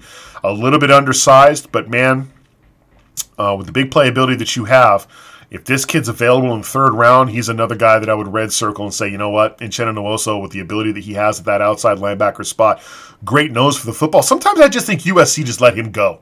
So you know what? This is what an assignment would be for an outside linebacker, but I think we're just going to let you do what you do. And I'm not saying you have to do that with him, but he's one of those guys that in a game, you're counting how many times he's not in on a tackle. He's in on everything. He's cheerleading, he's pouring drinks for people, some of that good quality H2O, and he's tackling people like a tackling machine. The guy is in everywhere. Also, another guy that I was really looking at, a late draft pick, Malik Jefferson out of Texas, was a guy that caught my eye. I was taking a look at a couple players out of Texas, and I kept coming up with Malik Jefferson's name. I like him. Maybe 5th, 6th round draft selection I'd take a look at. So, outside linebackers, those are the 4 top names that I have on my list as far as linebacker play goes. And again, inside linebacker, the only guys I'd really want to draft picks. And I'm not adept at all at inside linebacker, so if there's names out there that you're thinking of that I didn't mention, it's because I didn't watch a whole lot of inside linebacker play. I was upset that I could have swore that T.J. Edwards was in this draft, but I'm listing him as ineligible because he's still playing another year. I thought he was a senior, but apparently he's not. Inside linebacker out of Wisconsin, I was really impressed with him too. Great player. If he's going to be back for Wisconsin next year, that's going to be a huge feather in their cap because he's a great player. Taking a look at my chat window. Outside linebackers, do you think we need more depth? I don't think there's a draft that needs to go by where we don't take a linebacker. That is what you need to do when you're running a 3-4 scheme. You need options, man. You need options. You need to have a healthy list of linebackers, predominantly outside linebackers. Preston Smith. Preston Smith needs to impress me this year. Preston Smith needs to impress. He's got a lot of potential to do better this year. And there were a couple games last year where he did well, predominantly against Oakland. But, man, that was it. I want to see more out of him. I don't want to see him be a guy who's going to put together highlight reel footage when we're playing the NFC, we're playing the AFC West. And then that's it. I don't want another one of those outside linebackers. I want a guy who's going to come in here who's going to be a mainstay and play at a Pro Bowl caliber talent when we're playing against NFC East teams. Division rivals. I want to see you make a difference. Preston Smith, I got my eye on you. But, yes, I do think a healthy dose of influx at the linebacker position, especially outside linebacker. I think that a couple of those names that I'd mentioned earlier, I would seriously take a look if some of those names are available. And this is where not having a third-round pick sucks. Not having a third-round pick. In fact, one of the options I have, we end up trading down with our first overall pick because none of the options are really available that we like. We have so many holes on defense, it'd be hard for me to trade down. But if we traded down, the only way I would accept the trade down is if we traded down and out of one of those picks that we got for our first-round pick for trading down would be getting a third-round pick out of this year's draft. That changes things, in my opinion. I like some of the third-round draft selections that are available. Do you think we need corners after the loss for our best slot corner, Kendall Fuller? Oh, yeah, we definitely do need corners. And we're going to take a corner out of this draft, in my opinion, because I just think we have that. You're not going to find a Kendall Fuller talent that we're going to draft. We might. I mean, would I be upset that we took a corner out of 13th overall pick? A little bit. Because I think our run stopping needs to be one of the first and foremost centerpieces of that 13th pick. And taking a look at some of the options you have available at linebacker and defensive tackle, I think that was what you need to really shore up first.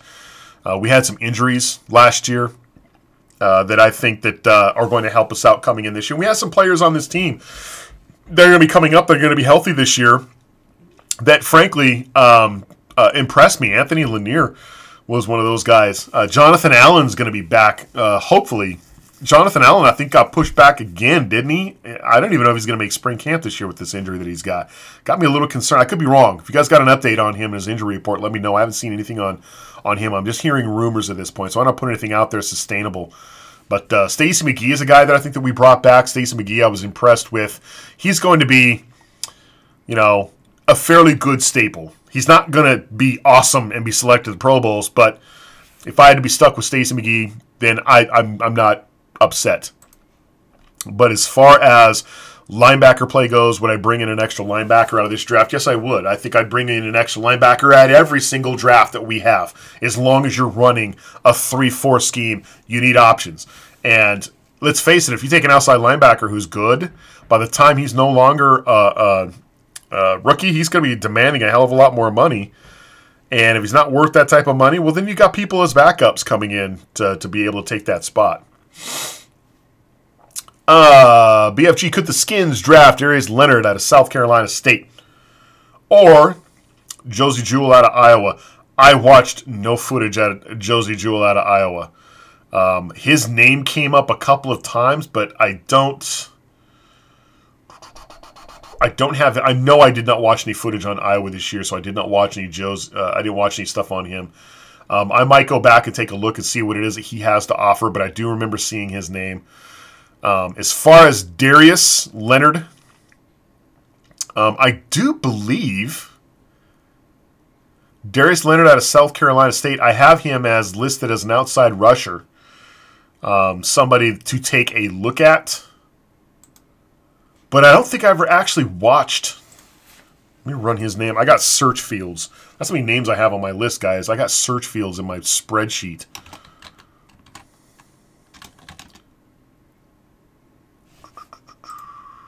I don't see his name come up. Yeah, I don't think I watched any footage on Darius Leonard. I don't think Leonard really ranked all that high, did he? I have him listed as an outside pass rusher. But there are a lot of names that are coming out as outside pass rushers. Outside pass rushers that I have on my list, I only have like 4 lists that I have. I have running back, outside linebacker, inside linebacker. We've covered all of those. The only one left that I haven't covered as far as my depth goes, taking a look at some of these positions on defense, edge rushers was the other one. Tremaine Edmonds out of Virginia Tech, first-round draft selection. Deshaun Hand, first-round draft selection. Marcus Davenport out of UTSA. Bradley Chubb. And I don't have Darius Leonard listed in that. I don't have him on that list. Those guys, those edge rushers, those guys are first-round, second-round talent. So I don't have any footage. I might go back and take a look. In fact, I'm going to go ahead and highlight his name and take a look at him later on. We got a couple weeks before this draft comes up, so I got some time to take a look at him. But I'm glad you brought his name up because I am going to take a look at him and see what it is that he has. I do remember seeing, I have his name on notes up here as far as people to look at. I just haven't had a chance to take a look at him. Him and Jerome Baker. Jerome Baker's another guy that I have listed on here that I haven't seen any footage on. I don't know who Tegray Scales is, but for some reason I have his name on here. Some of the names that I have listed as far as to watch game footage on that I haven't had a chance to. Let's see. Let's go into Marcus Davenport really quick. And I think I mentioned him earlier in this broadcast. Marcus Davenport, I don't understand why this guy's being selected as a first-round pick. I don't see it. I would take him, honestly. I'm seeing I'm seeing a second-round talent out of him. There's a lot of Marcus Davenport that I think he leaves. There's a lot of ability I think he leaves on the field. And that's kind of a horrible thing to say.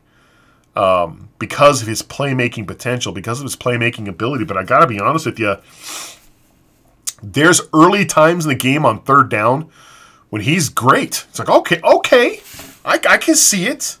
I can see why Marcus Davenport's on this list for some people. And then there's times in the fourth quarter when I'm just kind of like, third down. Okay. Did you not know it was third down? Did you not know this is the time when you need to showcase your talents as a first-round draft selection? Because I'm not seeing it. I saw it earlier in the game. There was 2 games that I watched out of UTSA where I'm like in the fourth quarter going, this is third down, buddy. This is where you need to make your money. This is where, you need to impress people, and I haven't quite seen it. I'm not saying he's absent in the fourth quarter. He's definitely there in the fourth quarter. He makes some great plays. But there's times situationally where he's not there where he needs to be. That's something you can definitely coach. Definitely coach. But as a top pass rusher, edge rusher, Marcus Davenport, I don't know. And to tell you the truth, it did not help. Like I said before, UTSA's got the worst footage for viewing games, man. Texas likes to, and they've done this with a lot of their colleges, where they say, you know what, we don't like the coverage that they have on TV. We can do it better. We can do it better. Just watch our stuff. We know what we're doing. And I'm taking a look at something from the Hubble Space Probe, as far as game footage goes. I'm looking at who is... Okay, I got to watch the play to see whose number it is. It's so far out. I need something a little bit closer, and if you've got a guy that's got a talent like a Marcus Davenport, you want to bring that camera footage in a little bit. And I refuse to watch highlight reel footage, so I'm not going to do that. So if there's any other names out there that you guys got, I'm going to go down a couple lists of some other names here. Maurice Hurst. Maurice Hurst out of Michigan. He's right up there, to be honest with you. He's one of the guys whose names that I see quite a bit. Maurice Hurst is I consider him to be a guy that I would not... How do I put this? I don't even know how to word this. He's a guy that I would bring in on third down. Second and third down to pass, to rush the passer. That's kind of where his strengths lie. He's one of those guys that is going to be able to put that first move on your offensive lineman and get into the backfield. Maurice Hurst spends a lot of time in that backfield, and that's really lovely to see.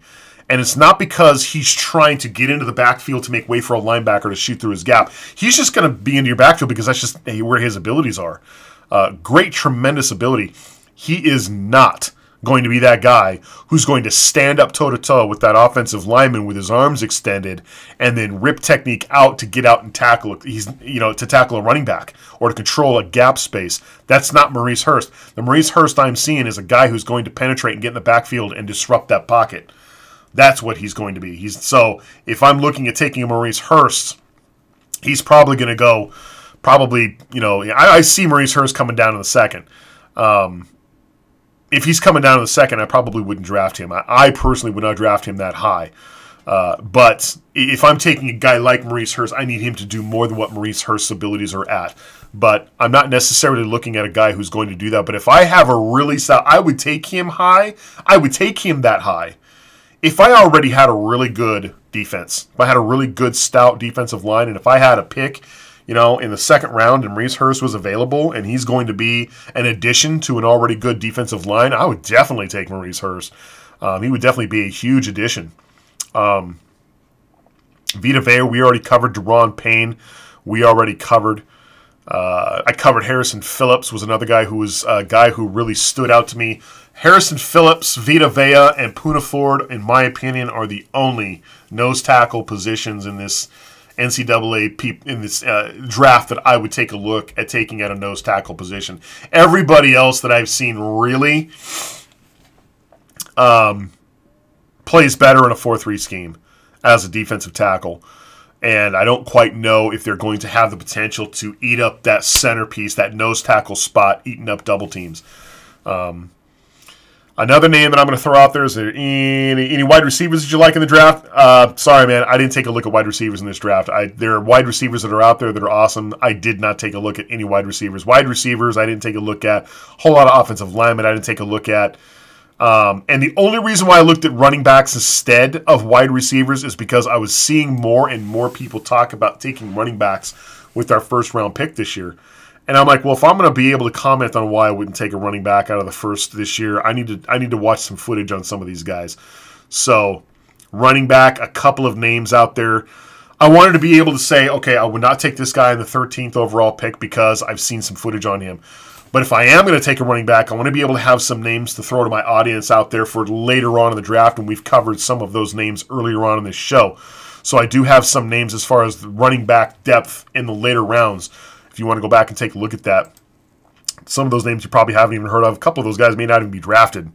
But they're definitely names that definitely rose my interests. Tight ends, I did not take a look at tight ends either. I didn't spend a whole lot of time on the offensive side of the football, guys. I was looking predominantly at one of our glaring needs, and that's run stop. Run stopping, stopping the run, getting penetration on the quarterback, and that's all defensive line. I spent majority of my time in this draft watching game footage of as much defensive tackle talent as I could get my hands on. The best, I'd have to say some of the top talent at defensive tackle I've taken a look at, with the exception of maybe, two or three names. So, yeah, that's pretty much where my expertise lies. Offensive side of the football, didn't really spend a whole lot of time on it. Honestly, there's not a whole lot of time you can spend on it if you're watching game footage the way that I watch game footage, and you're watching 4 games of Alabama and you're watching 4 games of Virginia Tech, and these are full games. 4 games of Miami, 4 games of Clemson, 4 games of Ohio State, 4 games of Auburn. That's a lot of damn time sitting there just watching football.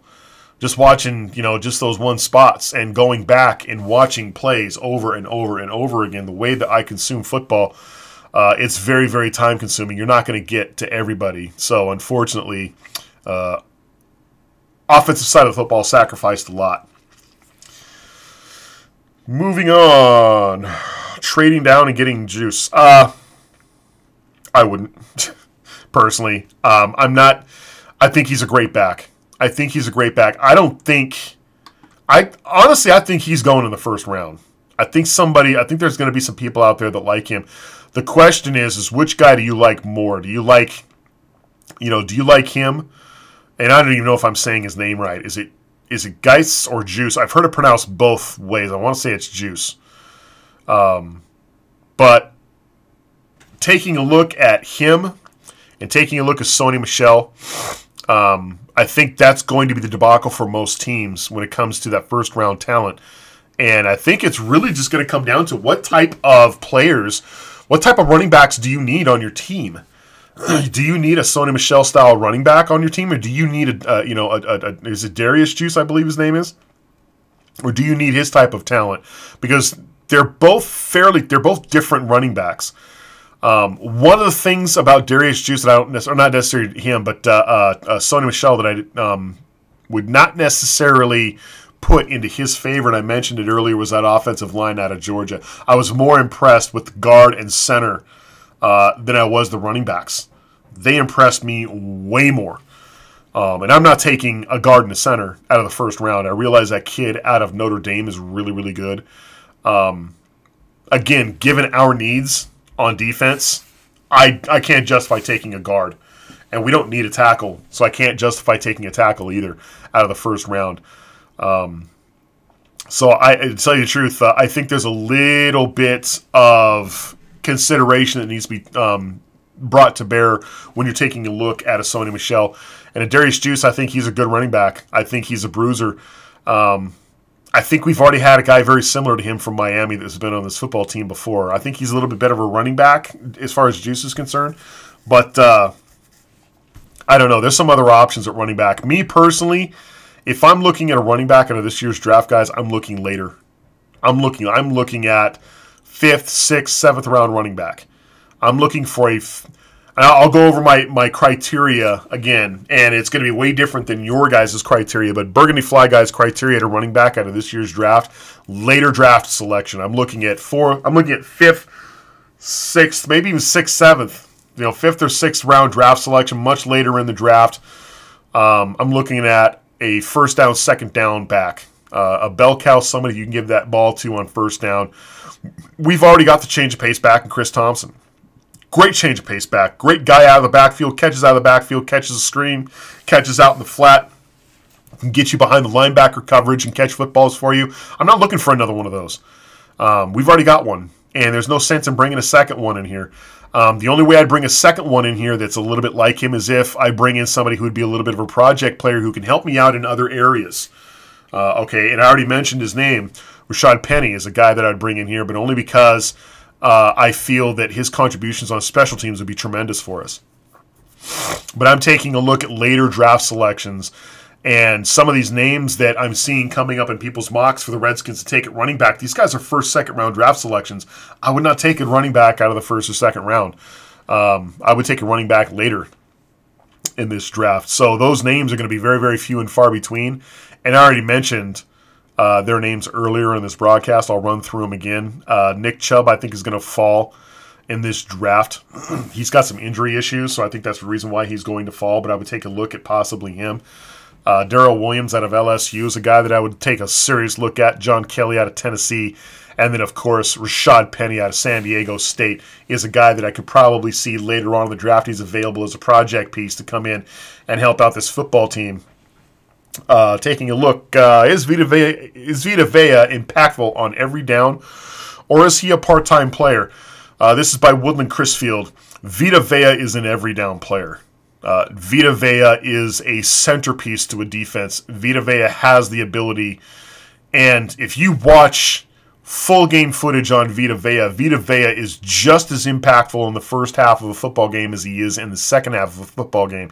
Great motor on this guy. Great motor, and I'm seeing him chasing down people in the backfield in the fourth quarter. You watch him, especially in that bowl game that Washington played. I mean, he's chasing down, punt returners on special teams. Who puts their nose tackle in at special teams? Washington does. That big Samoan football player that's got a tremendous amount of speed for a guy who's 330 pounds. Who at 330 pounds runs that well? 6'4", 330. He does. Very, very quick, very fast for a guy of his size, and he can still shed double teams. He can control A-gap assignments. He can pressure your quarterback by pushing up the middle. He's got tremendous. He can even play three technique for you as well. So if you want to throw him in as a three technique, with Jonathan Allen to his right, you can. You can rotate him at several of those positions. So is he an every down defensive lineman? Absolutely. And if he's going to get drafted in the first round, he's going to be expected to. So if I'm Vita Vea, I'm an every down back. I'm an every down defensive lineman. I have to be because I'm going to go. Vita Vea is going to go in the first 10 picks of this round of this year's draft. Do you think, Jonathan Kelly says, do you think Greg Minuski will improve his second season at play calling? Sorry to get off topic about the draft as far as Greg Minuski goes. Greg Minuski's Greg Minuski. This guy's been coaching for years. I do see him giving us similar talent that he gave us last year. As far as improving, I think his improvement is going to come when we get our injuries under control. When we get our actual first team defense on that football field on a consistent basis, then you'll see a better performance out of a Greg Minuski. You're just going to have more tools to cook with. That's really what it comes down to. Greg Minuski was hamstrung last year. A lot of people were hamstrung last year because we had injuries last year that, it looked like a battle zone. You know, the bodies were piling up. We took a lot of hits last year. And I think that our running game gets shored up. I think our running game gets shored up, and I think our run stopping ability gets shored up when some of these injured players are able to come back out and make some contributions for us. The Alex Smith question. Gregory Lightbody says, how do I think Alex Smith will do? I came out with a video on him, a little bit of an opinion on him, to tell you the truth. Alex Smith, and we're just going to go here for probably about another 15 more minutes, guys, and then I'm gonna call it. But any other questions you guys have, go ahead and bring them out now. I might do this again in another couple of weeks. There's still a lot of names on here. If you guys have got names of defensive line that you guys want to throw out there, do a little bit of homework and kind of give me your opinion, or if you want my opinion of a defensive lineman, I got a lot of names on here that I did not cover. So maybe we'll do this again, and that'll give me a chance to take a look at some of these other names on defense. I'm not going to necessarily go so much on offense this year, guys. We got so many holes to fill on defense. I'm going to pretty much kind of stick to defense. That's really where a lot of my expertise lies, is defense. So I'm not going to spend a whole lot of time specifically watching game footage to see if we've got a wide receiver in somebody. There's other places that I need to spend my time other than taking a look at serious wide receiver talent. So if there's any other names, take a look at some names out there, guys. If there's some names on some mocks you guys want to take a look at and you've seen some footage on, let's say you guys have taken a look at Derek Nandi out of FSU, and you guys like his gameplay and you want to know what my opinion is, maybe I'll do this here in another couple of weeks right before the draft. And in that, in fact, I'll probably do that. I'll probably live stream that. I'll have a much better opinion on what I would do in the first couple of rounds, as far as from a general manager standpoint, what it is that I would do if some names come off the board. And I did that before earlier. I took a look at some mocks earlier, and if I treated them as actual drafts, some of these names that are coming off the board, what would I do? I've already done that a little bit. That's actually kind of fun. I didn't think it would be fun. I thought it would be kind of boring. But I actually took a little bit of pleasure in doing that earlier today. So any other questions you guys have right now, let's go ahead and hammer some of those out. If it's about the team, go ahead and ask me. If it's about the draft, go ahead and ask me. I may or may not necessarily be able to answer it. But yeah, if there's off-topic stuff you want to talk about, go ahead and shoot it in there. We'll hammer something out. But as far as the Alex Smith question goes, Alex Smith is a game-managing quarterback. In my earlier video, I said I don't think that Alex Smith in Washington is going to be the Alex Smith that you got in Kansas City. I just don't think he is, because he doesn't have the talent around him and he doesn't have the protection around him. I think you're going to see a little bit more of the later stages of San Francisco's Alex Smith on this football team. If we don't get a true deep threat talent in here, you're not going to see him going deep. If he doesn't have a whole lot of confidence, he's not going to throw it to you. If he doesn't have a whole lot of confidence in throwing you the football, you're just not going to get the football. And Alex Smith is one of those guys that's going to do what Alex Smith does. That is going to be interesting to me. More interesting than how he's going to do is how is he going to mesh with our head coach? Because our head coach is a very opinionated guy, also very knowledgeable of quarterbacks. How are these two going to blend when things are not going so well? Because Alex Smith is going to, I can tell you right now, knowing what I know of Alex is going to do what Alex wants to do. You signed me. You brought me in here as a free agent to perform a task. I'm going to do that task the way that I know how to do it. I'm not do this crap your way. I'm going to do it my way. I see him being a clock management, low risk, high, marginal reward type quarterback that's going to distribute that football to a bunch of different targets.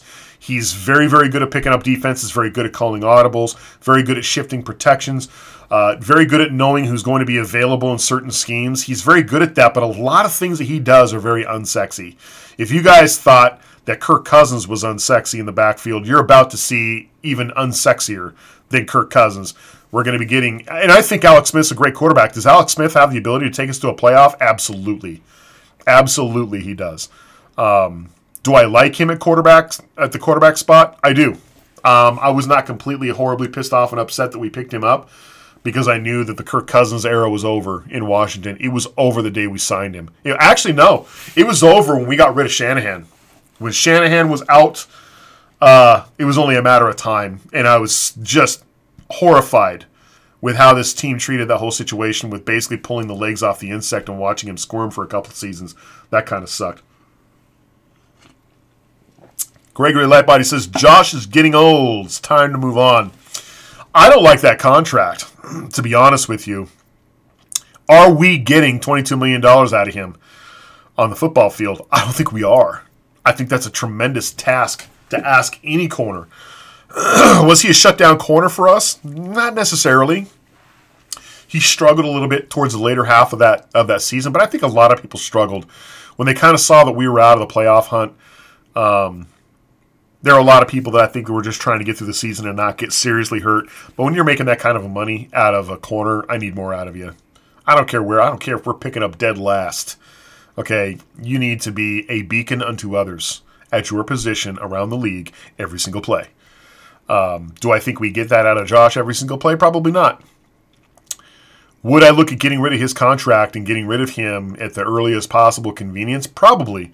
Unless if he renegotiated for a much lower price, which I doubt he's going to do because he's got a lot of talent left. I just don't like that contract, man. It's a lot of money. One of the highest paid defensive players we got on this football team, and I don't know if we're getting our dollar value out of him. I love him. I love the guy. I think he's a great addition to us, and I think if we get another corner in this draft who's going to be really, really good, then hell yeah, I would definitely take him. Who's that kid, Denzel Ward out of Ohio State? Could you imagine Denzel Ward on one side and Josh Norman on the other? Denzel Ward's not falling to us. He's probably going to go to Tampa. But if Denzel Ward was available, at corner and Derwin James was available at safety, I'm taking Denzel Ward, to be honest with you, just because of how he would shore up our corner spot. And that's a hard decision to make because Derwin James is really, really good. I like Derwin James. Derwin James is awesome. I also like Minkah Fitzpatrick. If I had my choice between Minkah Fitzpatrick and Derwin James, I'd probably take Minkah Fitzpatrick. And just, he's by a hair, he's nudging over Derwin James. I just like that Alabama scheme at defensive back. I really, really do. Taking a look at the chat. What do you think about Phil Taylor re-signing? To be honest with you, as far as re-signing Phil Taylor, I don't know if I necessarily. The only thing that really kind of scared me about that signing, was what's going to happen as far as what's going to happen at that spot as far as our draft is concerned. Is this going to affect how it is that we draft, being that we've already shored up that position? Taking a look at something that I saw on him, Phil Taylor listed as a nose tackle. He's not a guy that's blowing up my skirt at all. He's kind of one of those top of the. I don't want to say trash heap players, but he's just one of those guys that you put in there as a mainstay. Not a bad option. Great size. I love the guy's size. I love his strength. But as far as him, the Ziggy Hood type player, coming in the middle and doing a decent job for us, that's if you're not taking a nose tackle out of this draft. And that was the one thing that really, really kind of scared me about us signing him. I think that, and that does scare me, picking him up or bringing him back onto the team. Is that going to affect who else it is that you take a defensive line? I hope it doesn't. I really hope it doesn't, because I honestly think if you want to shore up that nose tackle spot, you're going to go to the draft for it.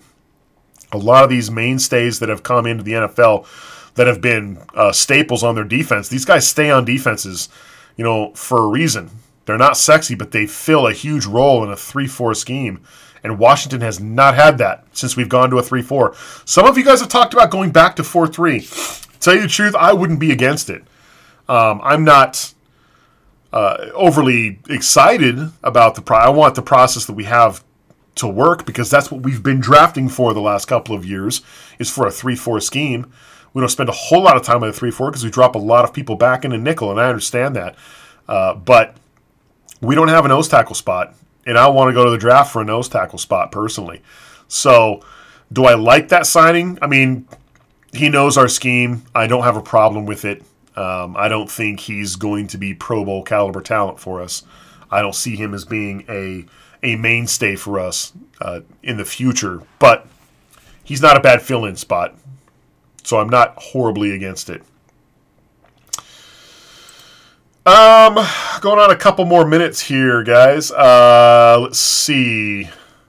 Taking a look at some of the other. See if I got any other names here in my notes. I'm going to pull out a name here. Let's go ahead and pull out a name. Somebody who's eligible. I got a couple names in here I did footage on that aren't even eligible. That's a problem when you take a look at people who are all conference players.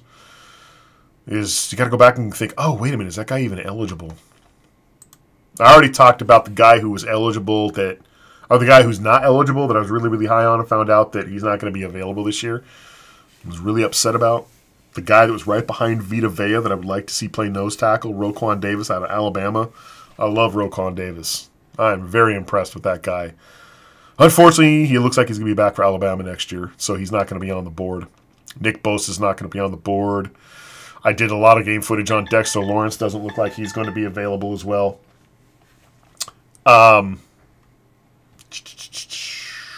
We already covered Tim Settle. We already covered R.J. McIntosh. Throwing out. Wait a second here. Wait a second. I think I screwed up.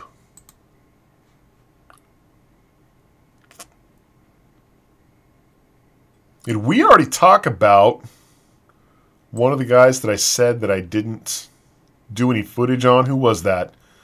Darius Leonard. Yeah, okay. Darius Leonard was the name that came out of South Carolina State. Because, I was looking at a completely different school. Aaron Crawford out of North Carolina.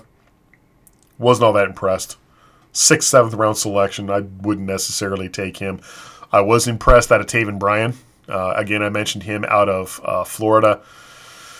Let's see. I also have not eligible Rashad Lawrence out of LSU. I believe he's a sophomore. He's not going to be available for us. Loa Lotulelei guy out of Utah. I wouldn't even draft him. Derek Nandi. Derek Nandi, big number 91 out of Florida State. Florida State was interesting because I think they had some fairly decent depth at defensive line because these guys got rotated in and out. About every 3 or 4 plays, their defensive line would rotate out and you end up seeing somebody different. I think no matter who or what the down and distance was, if it was your time to play, it was your time to play. So Derek Nandi, I see his name come up as defensive lineman in a defensive line depth chart for this year's draft. I'm taking a look at Derek Nandi late in the draft. And still, I don't think I would take him as a nose tackle position. I think he's able to play that spot. Great space eater. 6'1", 302 pounds. It was hard to. I listed it here. It was hard for me to evaluate his talent because of the scheme that Florida State runs. There are moments when Nandi will showcase his strength and really try to get into the backfield to make a stop on the line of scrimmage. There are times when he does that. Moments when I'm seeing tremendous strength out of that guy. He had some really good footage when he played against Florida. Some decent speed for a 300-pounder. He's got some pursuit ability in there. A couple times at a Florida game where I saw him collapse the pocket fairly well on 3rd down, and that's something that really kind of catches my eye. Something you want to see a nose tackle do at that position. I've got a lot of negatives, and I probably won't go over all of them. Let's see here. He has good size and strength, but that's all I'm really, really seeing out of that guy. Feeling like he'd be more of a rotational piece, considering that's what he did in Florida State. Holds his ground well. But when he has to shift and change directions or commit and change directions, he's very, very slow because he's so wide in the hips. It's a big boy. Not necessarily something you want to see at a nose tackle. Definitely an attribute that Vita Vea has. He has the ability to change direction on a dime and be able to pursue the football. Watching Florida game, he's pretty much single blocked the whole time, majority of that football game. Very rarely would a nose tackle not see a double team. And if you're playing in college and a lot of your blocking is coming from a single blocker, and that team doesn't respect you as a nose tackle, and you're not necessarily doing your job. So that's not necessarily a plus on his side. I would say he was roughly an average defensive tackle. So taking a look at Derek Nandi, not necessarily somebody I would look at drafting, but he's, in my opinion, he's probably a much, much later round draft pick. That's one of the names I want to throw out there. I don't see any other requests in chat as far as who it is you guys want me to take a look at. Going up the list, Mark Walton. Gregory Lightbody said Mark Walton. I don't know who Mark Walton is. I don't have his name listed anywhere. How about I go ahead and ring up Mark Walton's name and see who the hell Mark Walton is. Miami? There are several players out of Miami that caught my interest. Oh, you're looking at running back. Running back Mark Walton. There were a couple of things that I think I vaguely remember as far as the running game that that Miami brings. The problem is that I don't think I'm looking for his style of running back play. Given his size and his I think his attributes, you know, I'm looking for that first down, second down back. You know, I would have to probably go back and take a look at some Mark Walton footage, but there wasn't really a whole lot about Mark Walton that really kind of stood out. He might be an option. Definitely might be. You know, I don't know how high he's listed as far as going. That kid out of Oregon, I think, is probably listed a little bit higher as far as the attributes that a Mark Walton brings to bear. But definitely somebody that would be worth taking a look at. In fact, I'll tell you what. I'm going to throw his name in my list. So, Mark Walton out of Miami. And I've watched a lot of Miami footage this year, guys. So if Mark Walton's not a name that I listed, do I have his name listed in here? Some of the offensive players? Yeah, I don't even have his name listed in some of the offensive standouts that I've seen. So he's definitely something I would have to kind of go back and take a look at. I won't spend a whole lot of time taking a look at him, but I'll watch a little bit of footage to see what it is he has to offer. But yeah. Anyways, guys, that's going to do it for me. I'm going to go ahead and call it on this live stream. I'm kind of glad I did this. I'll probably take a look at doing this again. Draft is coming up at the end of the month. I will post a video next week, and I will list my next live stream time. It may be on Friday, the following. I don't know when the hell. Let's take a look and see exactly.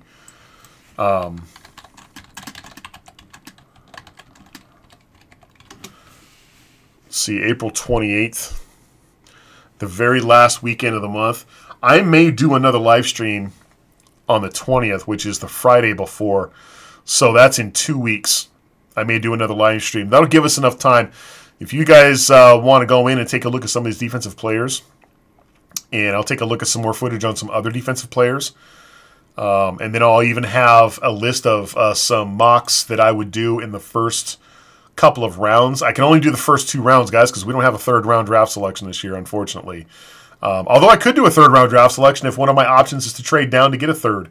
So who knows? You know, would I pick up a third this year? You know, a second and maybe a third next year for a first round draft selection? Absolutely, I would. All kinds of different scenarios to go into that. So if you guys want to take a look at some footage and then come back in a couple of weeks and throw some names at me, let's do it. This is a little bit of fun. Get some interaction here with the audience. So that's going to do it for me, guys. Look forward to a video that I got coming out next week when I'll announce my live stream for sure.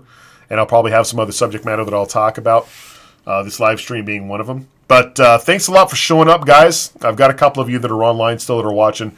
I appreciate you guys showing up. I appreciate the input. Hopefully you guys don't think I'm too crazy. When it comes to some of the selections that I've made, especially at running back. I thought I probably lost my mind at running back, but that's just kind of what it is that I see with my naked eye. But you guys take care out there. That's going to do it for me. We'll catch you all next time. We'll see you.